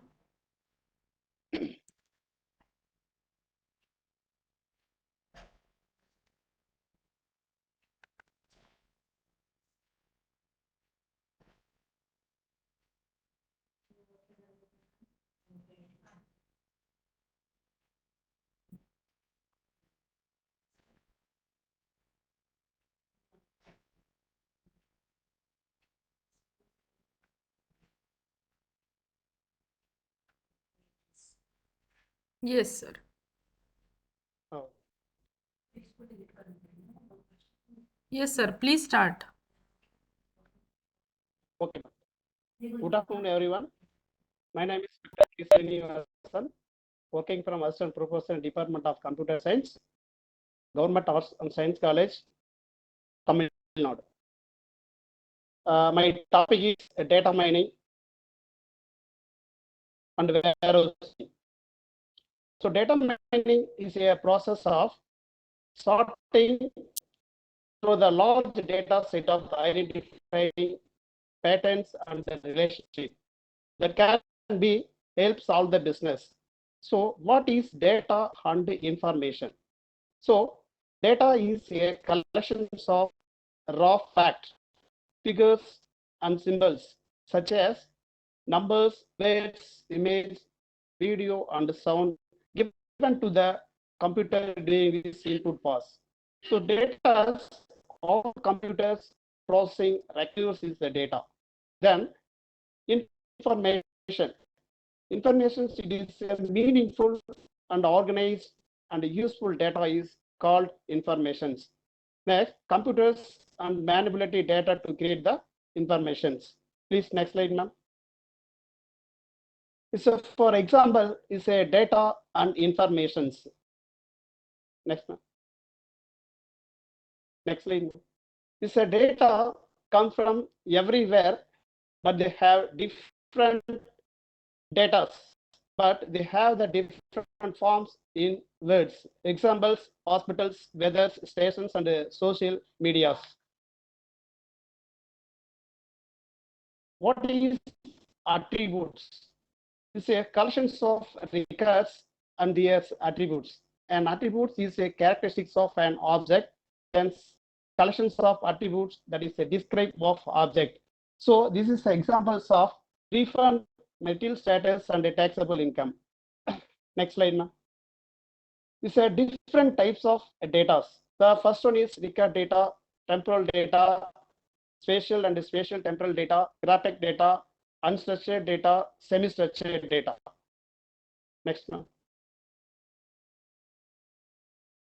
So one is recorded data. For examples, trans ID, items, bread, cooked milk. Then next, ma'am.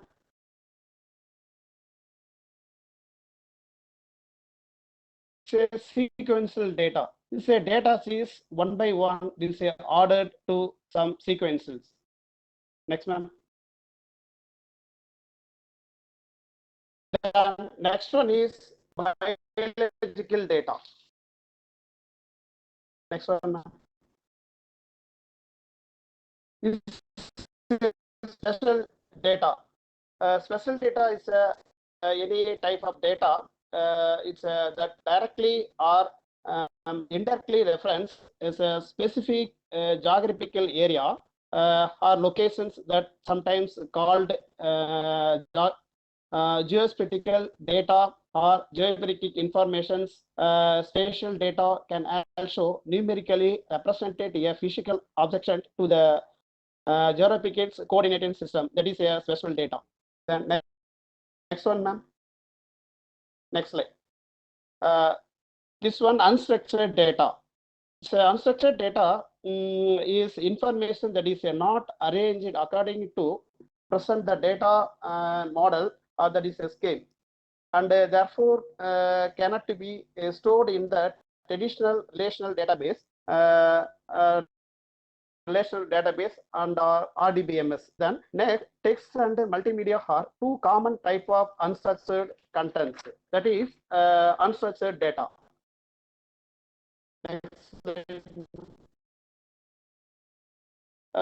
Next one is semi-structured data. Semi-structured data is one of form of structured data that does not obey the table structures of data. It's a model associated with the relationship database. Semi-structured data, other forms of data, tables, non-constrained matters to semantic elements and the enforce inherent of field within the data. That is, for example, semi-structured data. Then next slide, ma'am. Next one is graphics.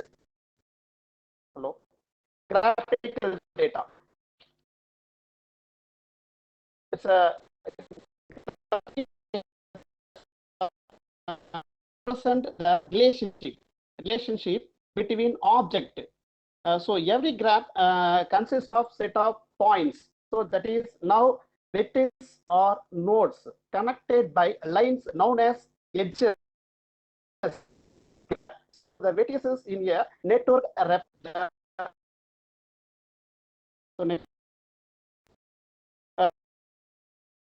is basically statistical descriptions of data.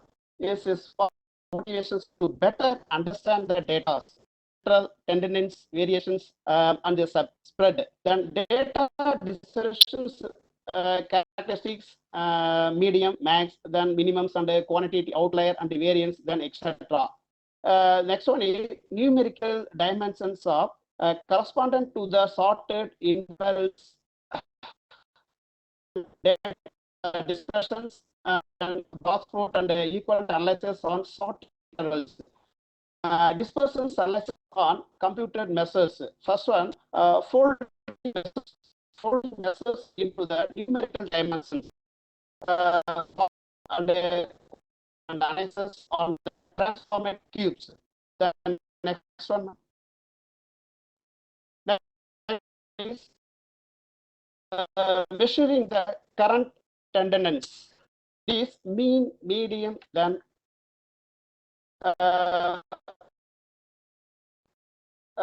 speed is there is a sample size of in this population size. Then weighted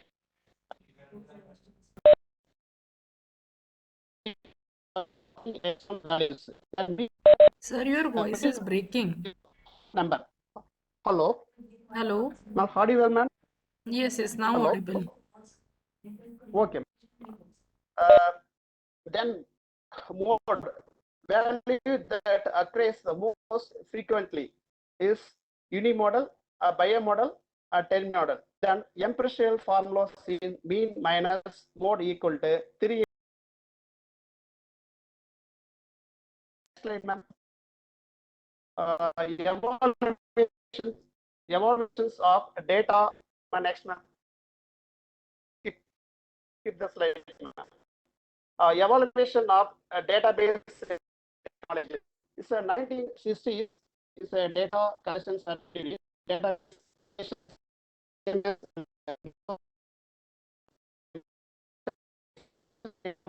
relation to DBMS implementation.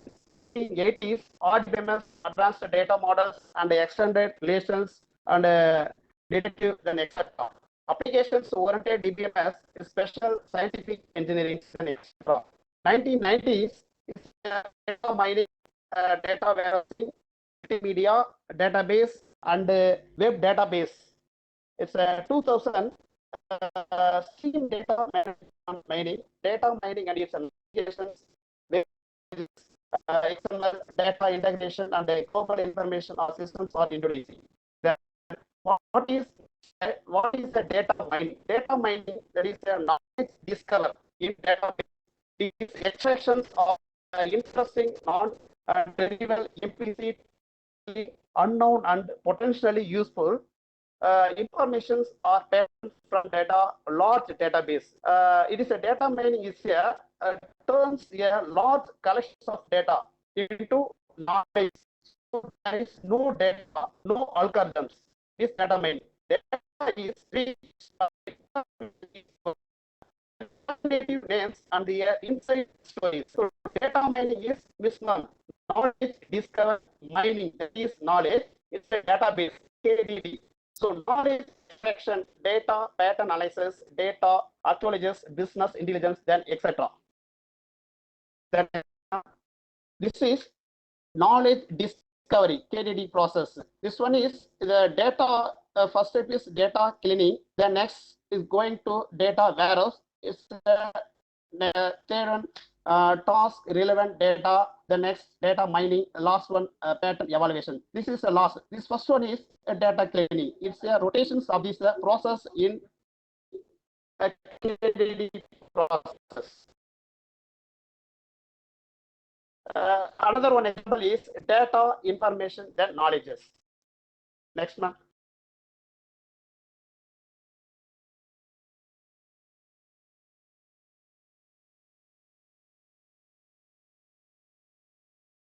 So knowledge discovery in data process.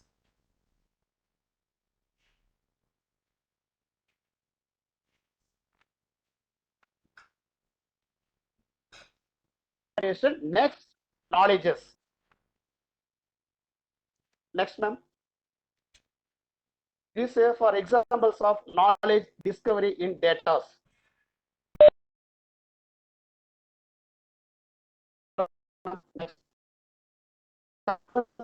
multiple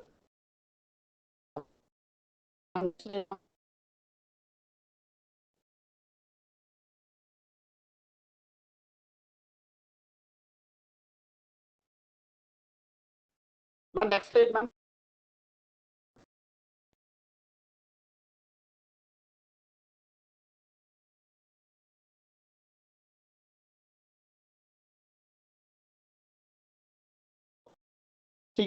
Machine learning, other disciplines, and visualization and information science. Next. Sir voice बहुत break हो रहा है. I am trying to listen but it is breaking a lot. Hello.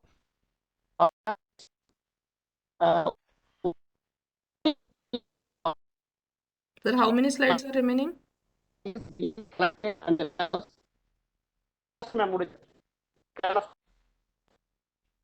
Hello. Ma'am. How many slides are there total? 31, ma'am. Okay, continue. Just okay. Why mining data?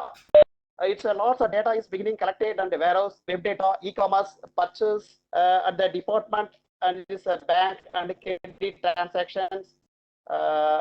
Computers have become the cheaper to the more powerful. Next, ma'am. This is a typical data mining system architectures. Database, pattern evaluations, data mining engine, the database or data warehouse servers. It's a data cleaning, integrations, and selections. It's one of the database, data warehouse, World Wide Web. Other postings. These all over is a knowledge base. That is the last one major issues in the data mining. Many methods know knowledge, multi-dimensional space, handling uncertainty, noise, and implicated data. Next, ma'am. Next slide is a data pre-processing. Data pre-processing and data quality, major task processing, and data cleaning, data integration, data reductions, data transformation, and data discretizations. Major task in data processing is a data cleaning. Fill in the missing values, smooth marshalling data, identify and remove outers, and resolve instances. Data integrations is one of the integration of multiple database, data cubes or files. Data reductions, it's a dimensionality reduction, numerosity reductions, and data compressions. Then another one, data transformation, data dissertations in normalization, also generations. Another one, ma'am, is a data mining models and tasks, data mining predictive and descriptive. This is a classification, regression, time series, and analysis and prediction. That is a predictive. Descriptive is a clustering, association, sequence of discovery. Then next one, of data mining. It's a explorations, scalable and interactive data mining methods, integration of data mining with web search engines, mining social and information networks. Mining is a moving object of the cyber physical system. Data mining is software engineering and system engineering, and visual and audio data mining, distributed data mining, and real database stream mining, privacy protections on the information security and the data mining. The last one, potential application. It is a data data analysis and decisions, market analysis and management. Can target is a marketing, customer relationship management, that is a CRM. Market analysis, cross-selling, market segmentations, risk analysis and management. Forecasting the customer retentions and improve the underwriting, quality control, competitive analysis, fraud deductions and deductions of unusual patterns, that is the outliers. Other applications, text mining, new group, email, document, and web mining. Then stream data mining, bioinformatics, and biodata analysis. Thank you, ma'am. Thank you, sir. Thank you so much.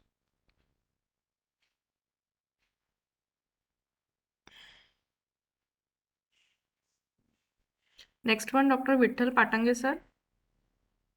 Yes, madam. Yes, sir. तुम्ही Share share करतो, करताय? madam. हो हो, 1 minute.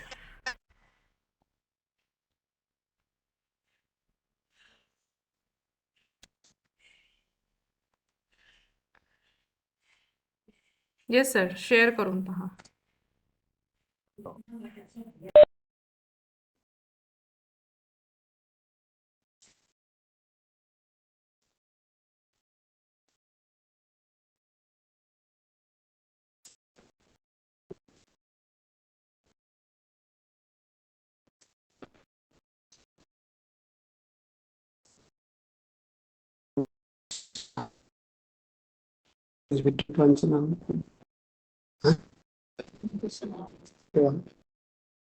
Screen दिसतंय madam? हो दिसत आहे sir. Good afternoon, everyone. Am I audible, madam? Yes sir, you are audible. Kindly make it slideshow.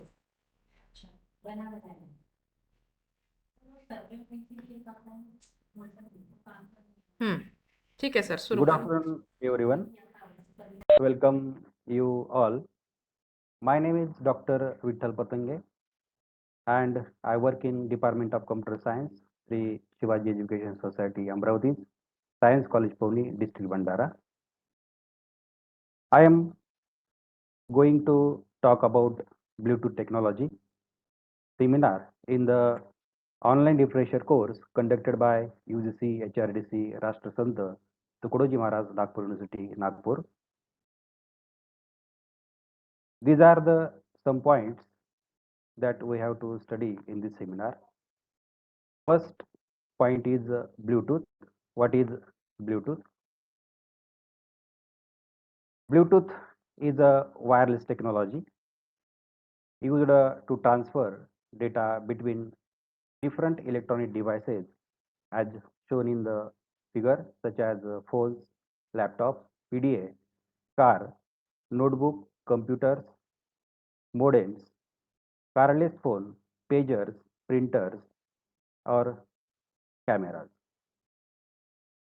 Bluetooth technology provides wireless connectivity between different devices, but the distance of transmission is small as comparison to other mode of wireless transmission. This technology eradicates, removes the use of cords, cables, or adapters. It is also this Bluetooth technology is also known as IEEE 802.15 standard. This IEEE stands for, it is a working group of the Indian Institute of Electrical Technology. This technology uses band of 2.4 to 2.485 gigahertz. Bluetooth has multiple versions in the market. Bluetooth 1.0 supports 725 kbps throughput, which is used for keyboard, mouse, printer, and headset. The developing unit of this Bluetooth technology is a type of 5 companies that are the Ericsson, Intel, IBM, Nokia, Toshiba, and group of these 5 are called as Specific Interest Group, that is SIG, which was formed in 1998. This Bluetooth name is a translation of Danish King Harald Batland surname.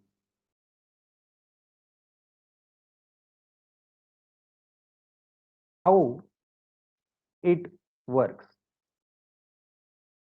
Bluetooth automatically detect and connect to one another, and up to 7 to 8 of them can communicate at any one time. They don't interface with one another because each pair of device uses a different one of 79 available channels. If two devices want to talk, they pick a channel randomly and if that's already taken, randomly switch to one of the others. To minimize the risk of information from other electrical appliances, pairs of devices constantly shift the frequency they are using thousands of times a second.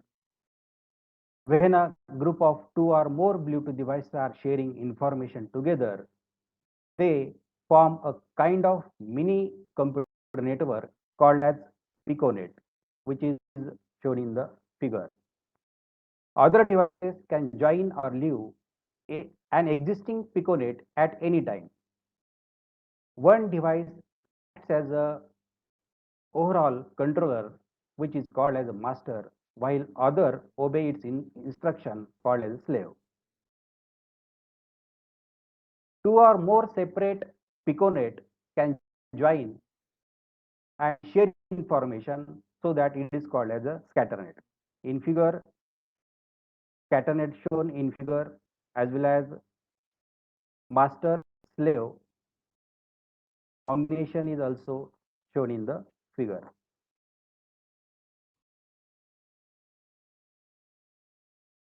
There are different frequency ranges used in different countries, Europe, Japan, Spain, France, which uses the different frequencies for connecting the Bluetooth devices. Specific interest group working towards harmonization of frequency. This harmonization means rearrangement of frequency range. Application of Bluetooths are, it is used in logging data equipment, to transfer data files, video, images, and MP3 as well as MP4 files. In wireless, PAN and LAN, it is also used in mobile phones as well as PDA. And it is also used in laptop, notebook, and wireless PCs.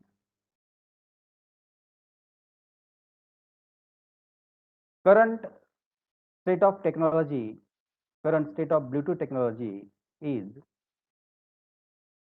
Bluetooth technology has moved fast in terms of standards that are the Ericsson Bluetooth, which is a headset and its weight is so less. Nokia displayed a Bluetooth headset that allows user wireless communication with their mobile phones over distance of up to 10 meters. Nokia and Fujifilm have been developing a prototype mobile imaging technology. The Atto PC is a Windows CE based device that combines a computer with car audio.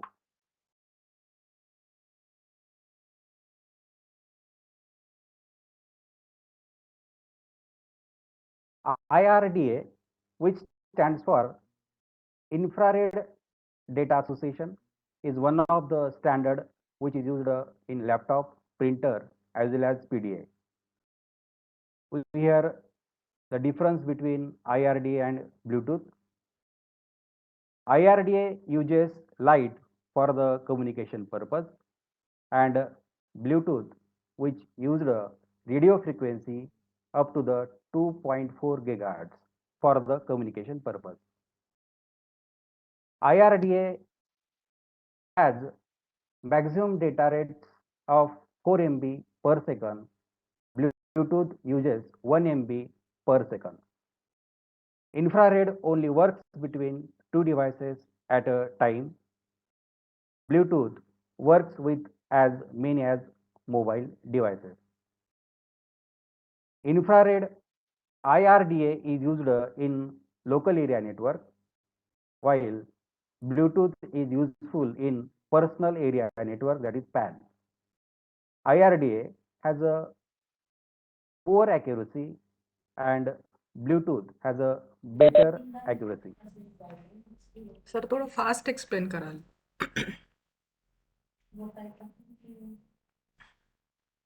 Future of the Bluetooth technology is Bluetooth has a good future because it meets a basic need of connectivity with the help of 9 different companies like Qualcomm, Ericsson, Lucent, IBM, Intel, Microsoft, Nokia, Toshiba.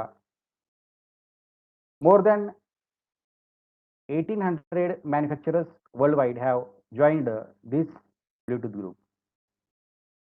According to report from market research firm, there will be over 670 million Bluetooth enabled devices worldwide.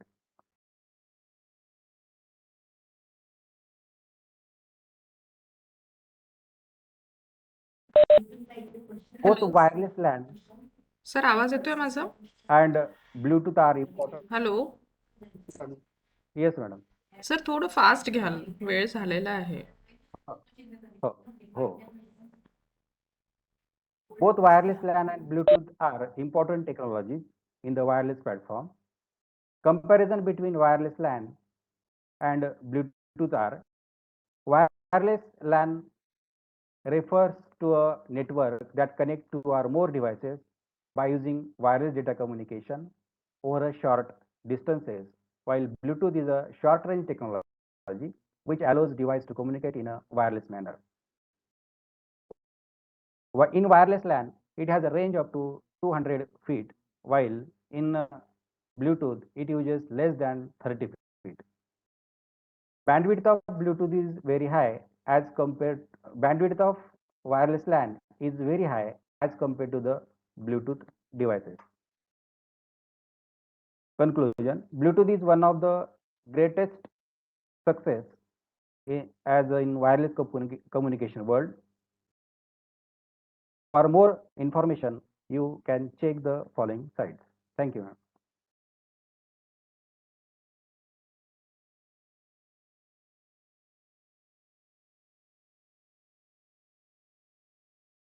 Hello. Okay sir, okay. Thank you. Next one doctor Gautam sir. Doctor Gautam Jaigaonkar. Yes ma'am. Yes. तर तुम्ही share करताय? नाही ma'am, कनेक्टिव्हिटीचा problem आहे इकडे. Okay, ठीक आहे. 1 minute. Second नंबरची करा मॅडम, आहे दुसऱ्या वेळेस सेंड केली ती. हो.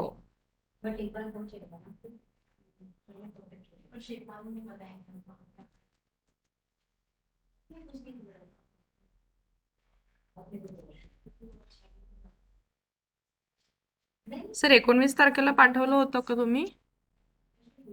हा, बहुत 19 तारखेला पाठवलं होतं. सर 10 मिनिटात बरोबर कंप्लीट कराल. हा, बाकीचे खूप म्हणजे टाइम एक्सीड करतात आहे. Kindly complete within 10 minutes. ठीक आहे ma'am. 1 minute.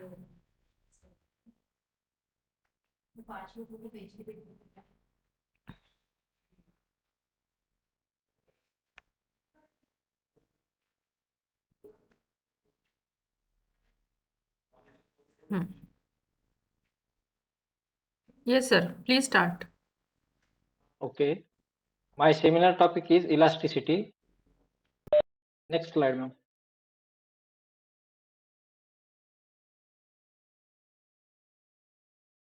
Hello. See here, elasticity, the property by the virtue of which the body regains original shape and size, or both, after the removal of the deforming forces. It is called as the elasticity. These bodies are called as perfectly elastic bodies. For example, metallic wires, isotropic bodies, etc. When the deforming force is applied on such bodies, these bodies of the interval resistance to it after the removal of the deforming force, these bodies its original shape and size, elastic bodies obeys the Hooke's law within the elastic limits. Then after plasticity, the property by the virtue of the which the body does not regain the original shape and size even after the removal of deforming force is called as plasticity. These bodies are called as perfectly plastic bodies. For examples, mud, clay, butter, putty, etc. Then that next body, next madam slide. Next point, that is load, stress and strain. The load is the term that is implies the combination of all the external forces acting on the body, and its effect is to change the form of the dimensions of the body. It is essential a deforming force as a result of applying load to the body. Forces of the reactions come into play. Internally, due to the relative displacements of the molecular which are trying to balance the load applied and tending to the restoring the body to its original state, and this force is also called as recovery force or internal restoring force. Next slide, ma'am. See, stress. Define the stress. Stress is the internal restoring force per unit sectional cross-sectional area of the body. The formula of the stress here, stress is the F by A. F means that is the force and A is the applied cross-sectional area. Means here internal restoring force divided by cross-sectional area. Therefore, depending upon these directions of the forces applied, stress is divided into two types. Under that is, one of there is normal stress and second one is the tangential stress. When the tangential restoring force, that is internal restoring force acting per unit cross-sectional area of the body is normal, then to the cross-sectional area of that body, then it is called the normal stress. For example, that is longitudinal or tensile stress, and volume, that is the bulk stress, and another one is that is the tangential stress is the internal restoring force acting per unit cross-sectional area of the body.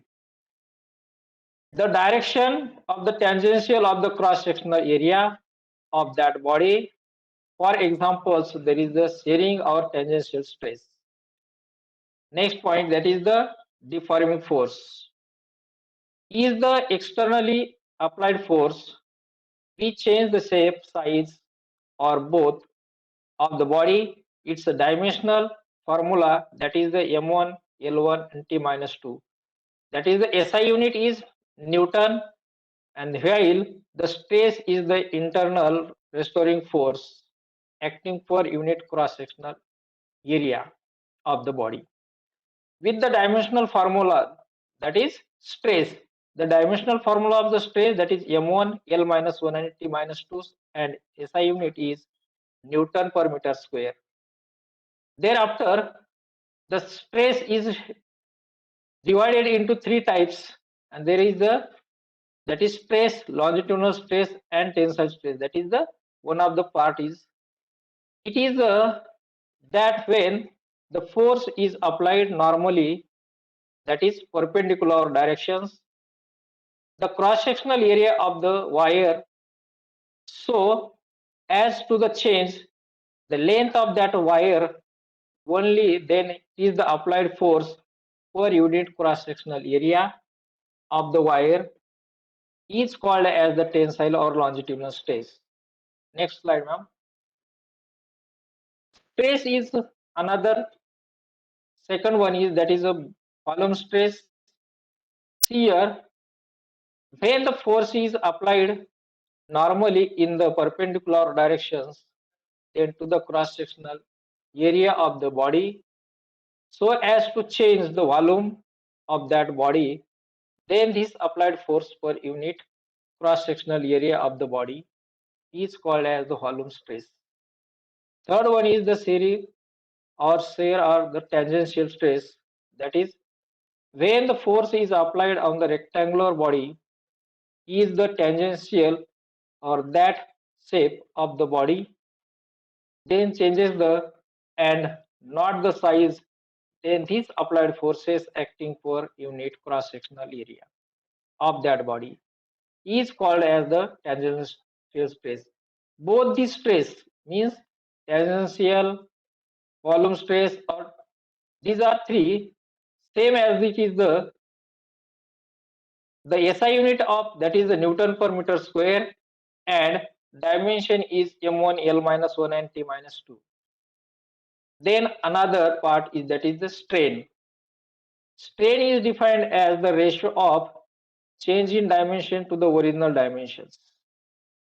The SI unit is that is no unit and no dimensions of that strain. Therefore, strain change in dimension to the original dimensions. Also, see here there are three types of the strains. Next slide, ma'am. Longitudinal or tensile stress. Here, it is defined as the ratio of the change in length to the original length. Consider the wire. Suppose wire or spring. It may be say here the original length of this wire is that is the here, and another when at that time the weight is attached, then after elongation of this spring or wires, there is the change in length. Means here longitudinal strain is equal to that is change in length upon original length, that is small l by capital L. Second one is volume or bulk strain. It is defined as the ratio of the change in volume to the original volume. See here, this is suppose block, and this block original shape of that block is that is the V, means that is the volume original, and then after the press of the then the here the change in the volume, that is V in, and internal volume, that is dV, means changes of these volumes, and therefore that is the volume strain is equal to the change in volume upon original volume, that is the dV by V. Next slide. Shearing or tangential strain, it is defined as the ratio of lateral displacement of any layers to the distance from the fixed layers as shown in the figure. Here means suppose this is the square, that is the rectangular square, then tangential to press, and therefore changes in this happens, that is A dash to A, and then after B dash to B dash, means considerably see here that here changes for this. Again, the consider the rectangular bodies here and shown in the figures, then applied the tangentially, and there the top of the force shifts again the top of through, that is AA dash or BB dash relate to the bottoms. Then after the tan phi, that is AA dash upon AD, BB dash upon BC. If next that is A dash, where there is the Hooke's law, that is elasticity. Name of the scientist, that is the Robert Hooke. He invented for the 1660, that is the linearized for the relationship between the stress and stress. The defined for the Hooke's law, that is it states that within the elastic limit, stress is directly proportional to the strain. It is called as the Hooke's law, and therefore shear stress is directly proportional to the strain within the elastic limits. Means E is equal to is the constant of the here Hooke's law, that is stress upon stress. Next slide, ma'am. Then Young's modulus of elasticity, that is, it is denoted by O. Young's modulus is also related to the longer or longitudinal bodies. It is defined as the ratio of longitudinal stress to the corresponding longitudinal strain. We know that here Young's modulus Y equal to longitudinal stress upon longitudinal strain. Here explanation, consider the wire of the length capital L. Suppose here the length capital L, and when the weight is attached of this, then after elongation of this wire, that is W equal to mg, means that is here same as it is longitudinal stress, that is F by A, that is force upon area, and force equal to mg means and pi r square area of the cross sectional wires, and longitudinal strain equal to, that is small l by capital L, and therefore y equal to longitudinal stress upon longitudinal strain, that is mgl pi r square L, and therefore equal to, that is the SI unit, that is Newton per meter square. Thank you, ma'am. Thank you, sir.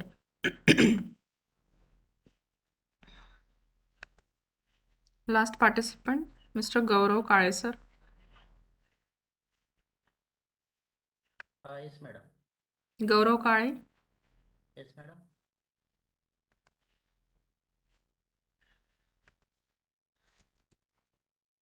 Hello. Hello Madam, my voice is audible? Sir तुमचा आवाज नाही येत आहे. Gaurav Kale. My voice is audible, ma'am?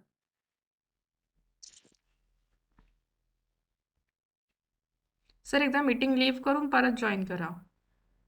Madam, my voice is audible? No sir, very low voice. थोडा voice increase करा तुमच्या system मधनं. Very low. तुम्ही शेअर कराल screen? Yes, ma'am. Just a minute. करून बघा. मी आता प्रेझेंटरचं ऑप्शन दिलंय. Kindly share your screen.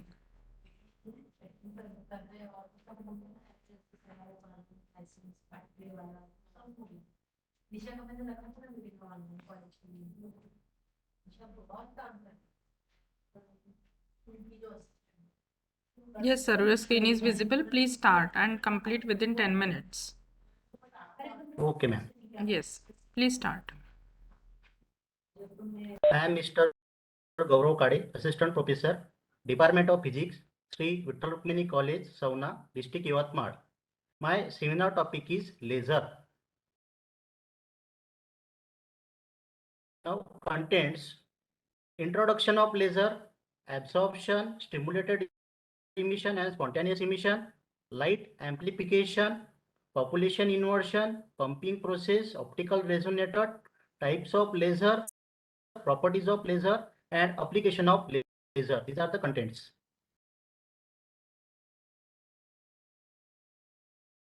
Now,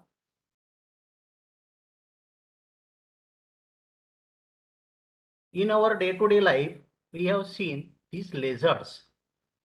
This is the barcode machine we are using. We have seen at the library and in shops. Also, this is a printer, laser printer, and in the Xerox machine also there is a use of laser, and this is a pen laser.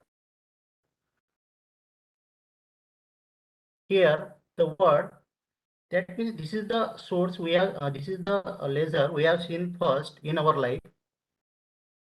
In this source, it is a source which emits an intense, almost perfectly monochromatic, directional and highly coherent beam of light. This is a laser. The word laser is an acronym for light amplification by stimulated emission of radiation. This is the acronym for laser. Now, its working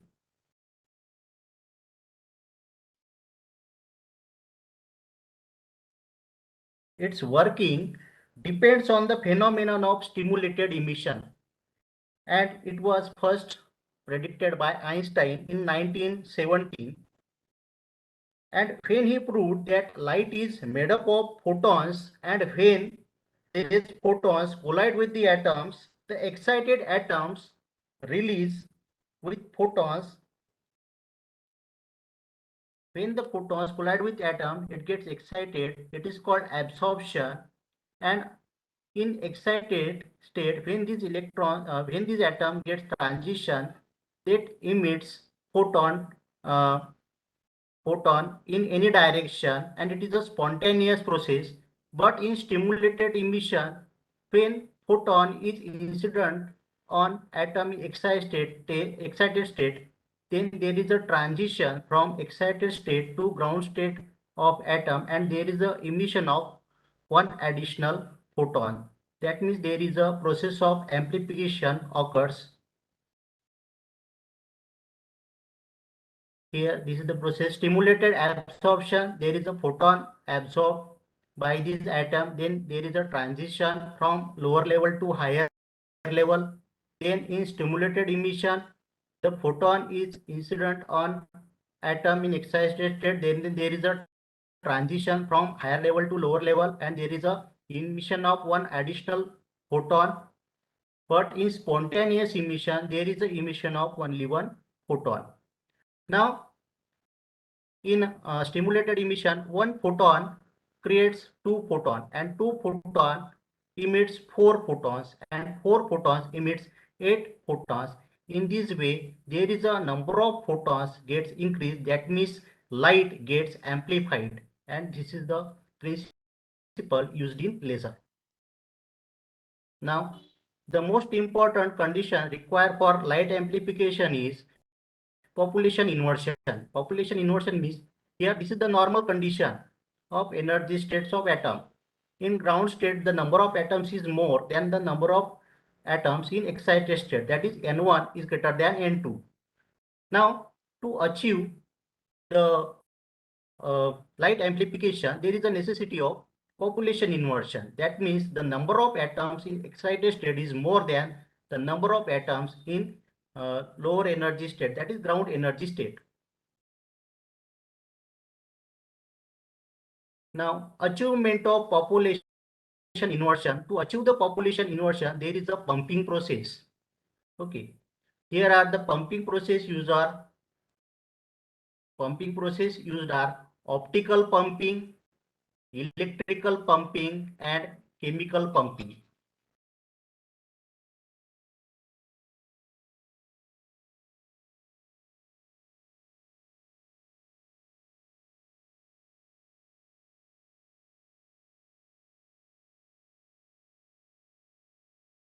Then next is optical resonator. In optical resonator, there are two reflectors. One is fully reflector, or it has higher reflectivity, and another one is partially reflecting. And in this, when there is a emission of photon due to stimulated emission, then it gets oscillate in that medium and gets higher energy, and this amplified energy, amplified photon gets emit or transmit in the form of laser beam.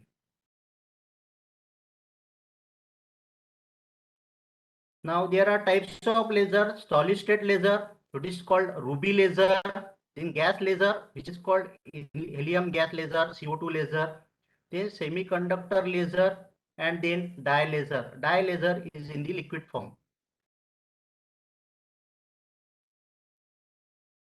Then properties of laser.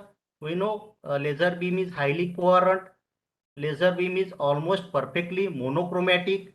Laser beam is highly directional, and laser beam is highly intense. Now, application of laser. Laser is used in science and research, and it is also used in communication, in atmospheric study, in industry, in war, in space. There are so many applications of laser nowadays, and they are increasing with the decades. Thank you. Thank you, ma'am.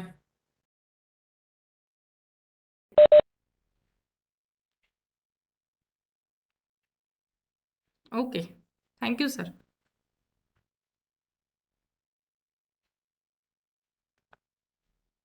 Am I audible? Yes, madam. Yes, madam. Yes, yes. So here we have finished our seminars.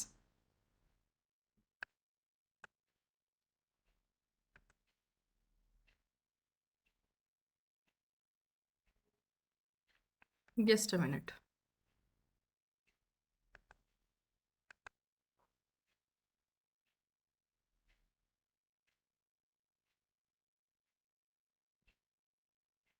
Time table दिख रहा है आपको?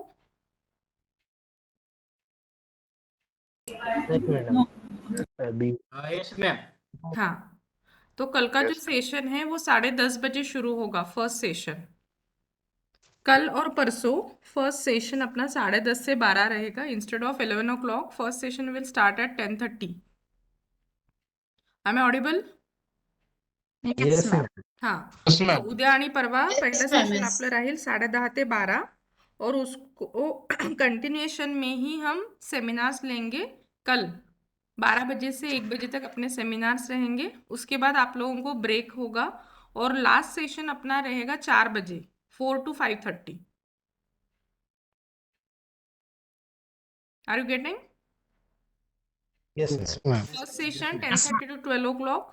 12 to 1 o'clock will be our seminars. 5 participants के ही कल seminar है और उसके बाद आपको गैप रहेगी, lunch break and other things. Last session अपना रहेगा 4 बजे, 4 to 5:30. ठीक है?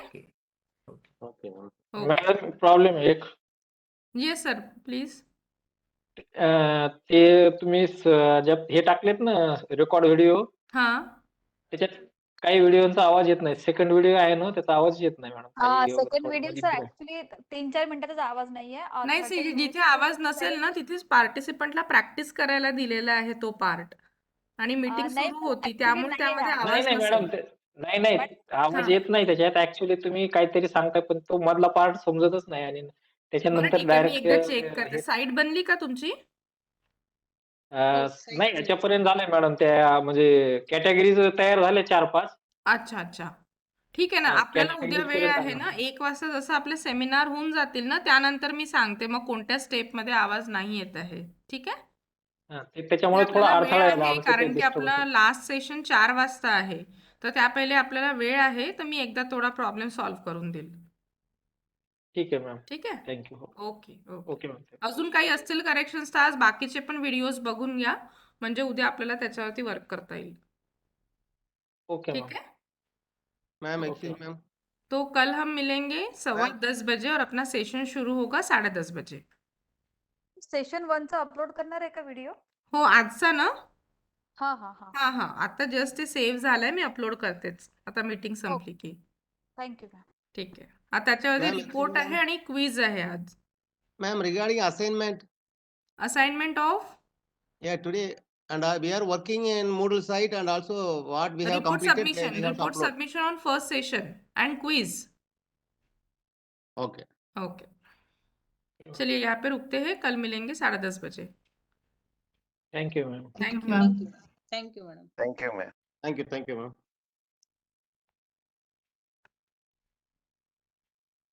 Thank you, ma'am. Thank you. Okay, thank you, madam.